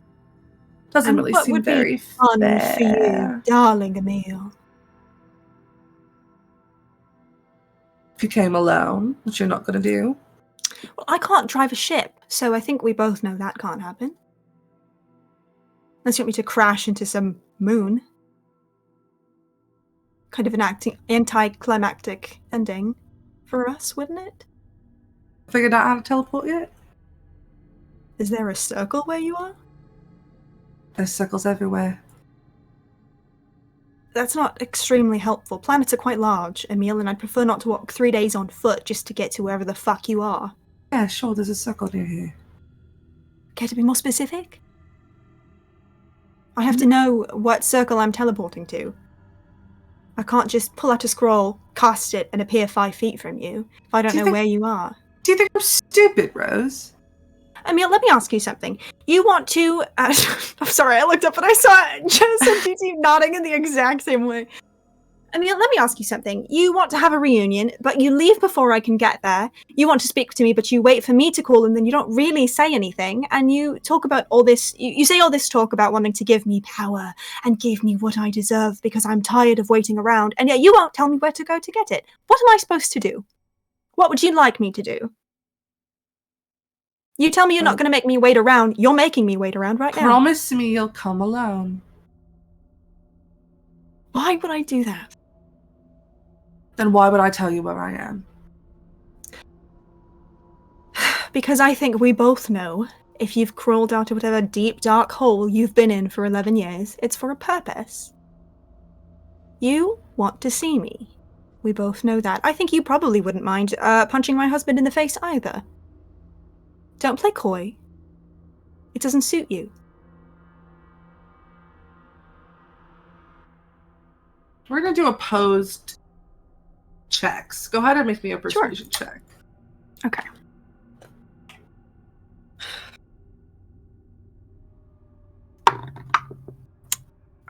You said persuasion? Mm-hmm. That I can't roll below a 10, that's a 25. Great. I got a 29 on my wisdom saving throw. Nice. Anyway, I can give Rose advantage in this moment. I don't think so. You're not on the phone with her. You know, unless you were to take the phone and be like, tell her where the fuck you are right now. Like, I don't know how you could help. Do you want to take the phone? I mean, Tenon's not going to do anything unless Rose offers them the phone, but they've just been staring at you this entire time. You can tell that they're listening to everything. I think you can start to see the mounting frustration on Rose's face at not being able to manipulate Emil the way she used to. I think he gives you just... You can see in their gaze, it's like, do you want me to? But they make no move to, like... Kind of shakes her head a little bit, but squeezes your hand. I'm sure you'll find me sooner rather than later. Good luck searching. I'll see you soon.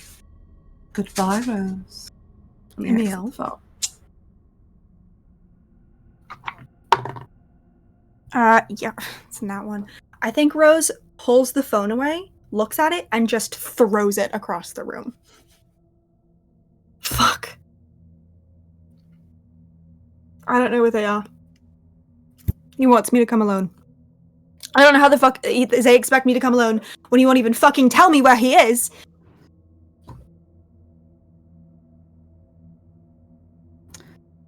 Fuck.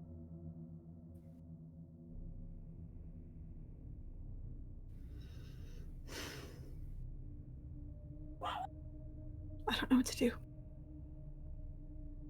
I mean, if I call him back, I lose any semblance of the I don't need you that I'm trying to create. All I saw was trees. And they know I'm trying to look in on them, so I doubt he'll go near any fucking landmarks.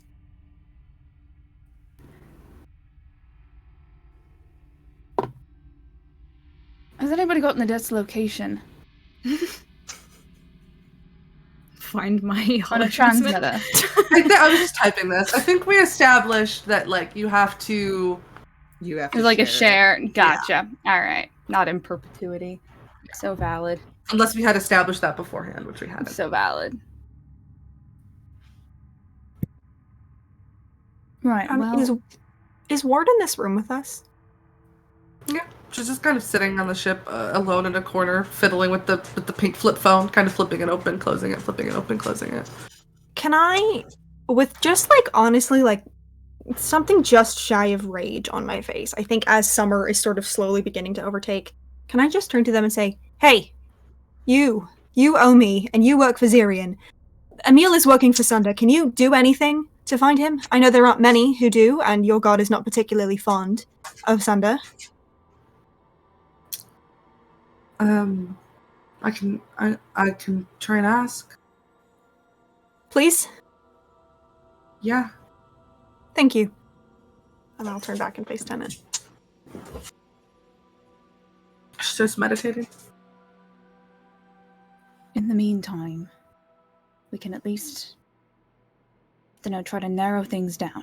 I don't think he would have left the system.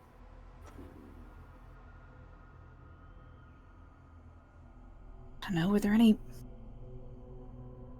places that he talked about with Woods there? Any place that seemed important to him? It's been 11 years, Ruby. I know.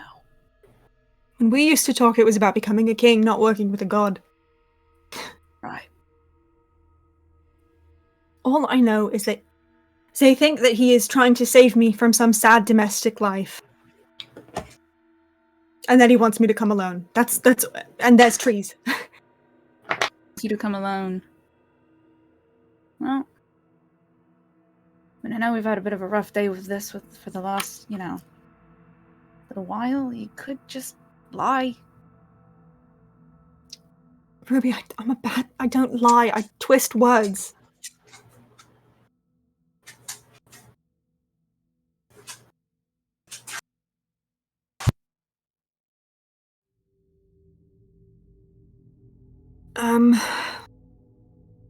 Not to mention, if I use my one scroll of teleportation to get there, I can take you with me, but that leaves us without a ship.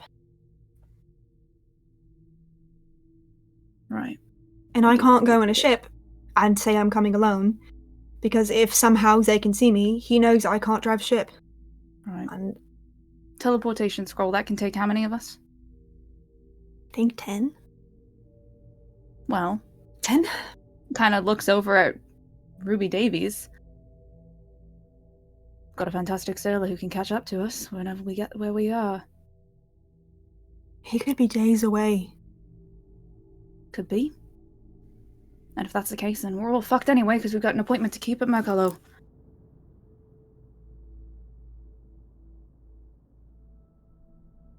I just don't see any other options.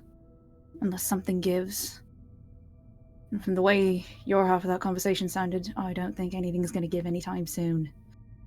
I think both of you who are looking at Rose see an idea fix in her mind. And they sort of stare down at the place where she's holding your hand, Tenet. There is, if we need a location, there is one other thing we can do. I can ask. Thought you already asked him and he didn't tell you. I think Rose just looks at you in a way that I think you would understand to mean she's talking about the crown. It would come at a cost. I don't know what that cost could be, but I could ask.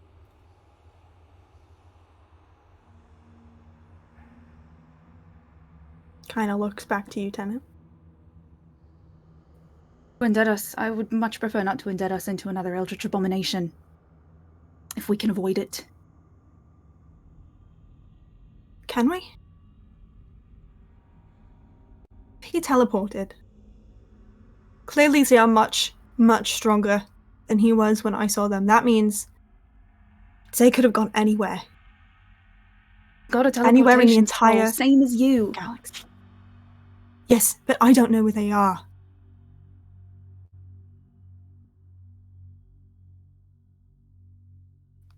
And, I can keep trying to scry on them in the hopes that maybe Nadette will feel the attempts and shout a location, if Emil will even let them. But the reality of it is, sooner or later, he's going to tire of carrying her around.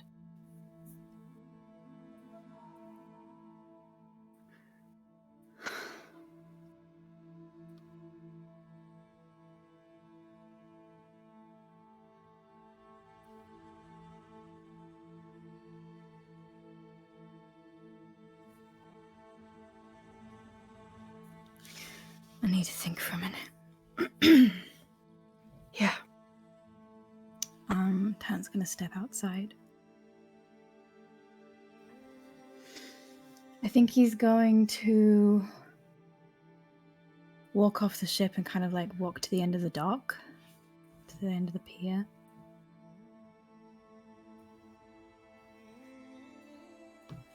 Gonna call his sister.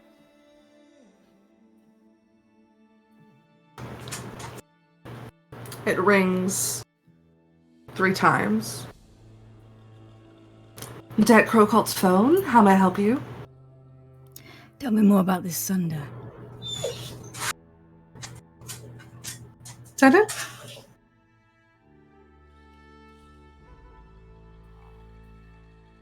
To what do I owe the pleasure? Fancy to catch up. Sorry, say that one more time. Fancy to catch up. I heard like fancy some catch up. I was like, you're not calling a condiment store. My goodness. Want some ketchup? That teeny tiny hot dog you have.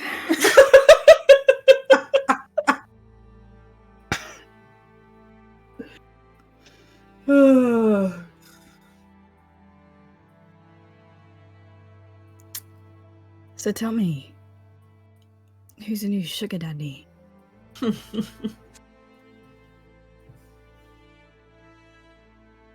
Someone like me,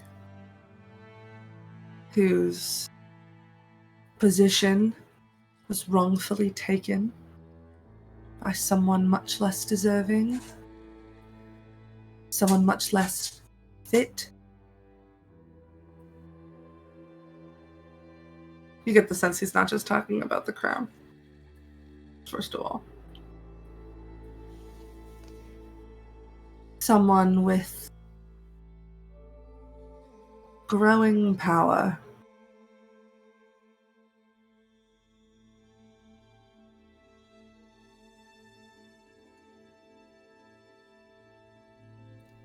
Interesting. I might look into this guy, because, you know, I've been looking for new avenues, partners to work with. Do you think he's, open? You should try reaching out to him. Maybe I will. I Would recommend that be okay with proper- you? The more the merrier. I don't think he would take you, Really? really. Because if Sunder's looking for, you know, power, building his power, what exactly are you offering him? You don't really have anything left, do you? I've got an entire galaxy at my disposal. Who do you think you'd rather work with, Emil? Can you, deal with someone choosing me again over you?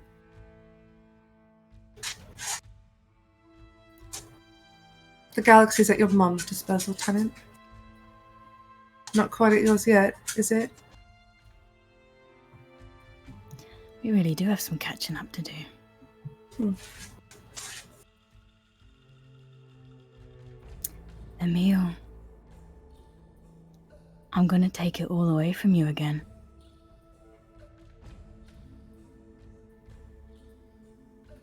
Good luck. Can't even find me. How are you gonna come take it? I don't need you. You're not even part of the equation.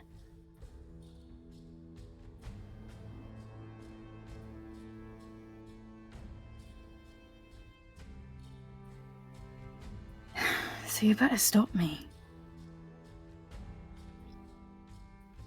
I'd like to see you try, Lieutenant Crowcolt. Go walk up to the fallen king of the gods with your tail between your fucking legs.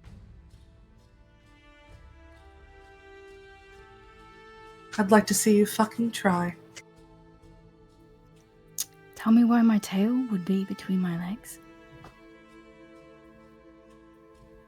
Wishful thinking. You think about my tail a lot, do you? You... Only in my dreams, Tenant. Only in my dreams.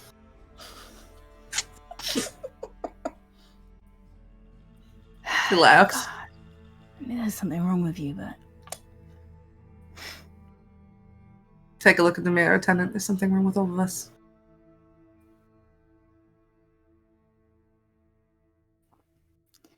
That we agree on.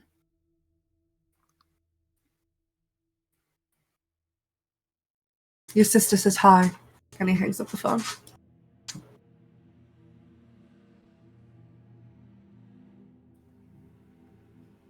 I could just sit on the edge of the pier for a minute.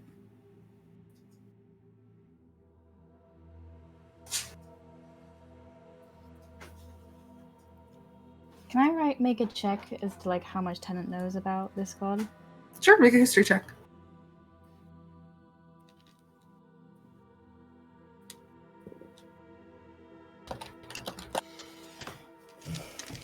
I should really do this on a flat surface.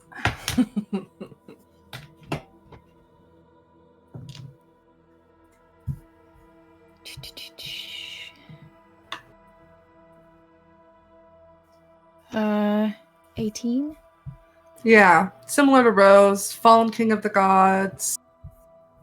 Somehow was the reason that the Castellan's home vanished and the galaxy as we know it is different. People whisper about him in the shadows, but it's not ever like a talked about thing. Would I have any idea how to reach out to someone like this?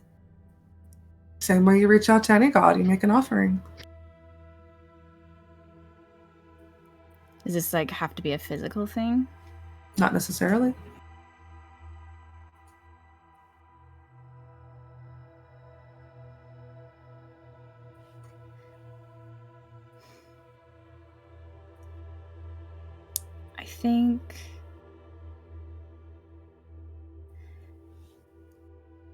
I think Tennant sits on the end of this pier and just sits in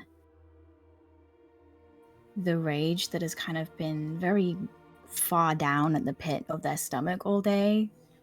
That they've done a really oddly good job of simmering all day. And just allows the fire that like lives in here to spread to every part of their limbs, of their extremities. And as it glows brighter and brighter, I think it burns so hot that their eyes turn from orange to red.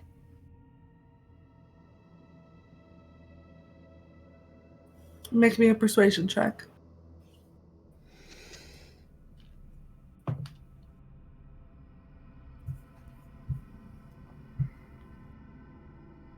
That's an unnatural 20.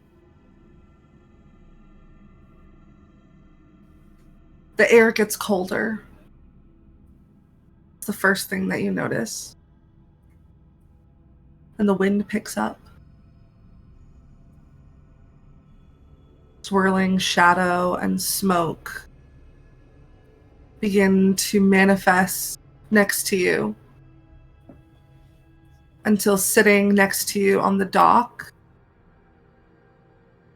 is a being made of pure darkness. You called.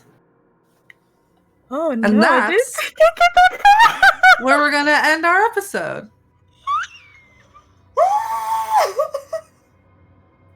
Thank you so much for joining us for this week's episode of Tales from Beyond Crow Lane. We'll see you next week to see what happens next. So long!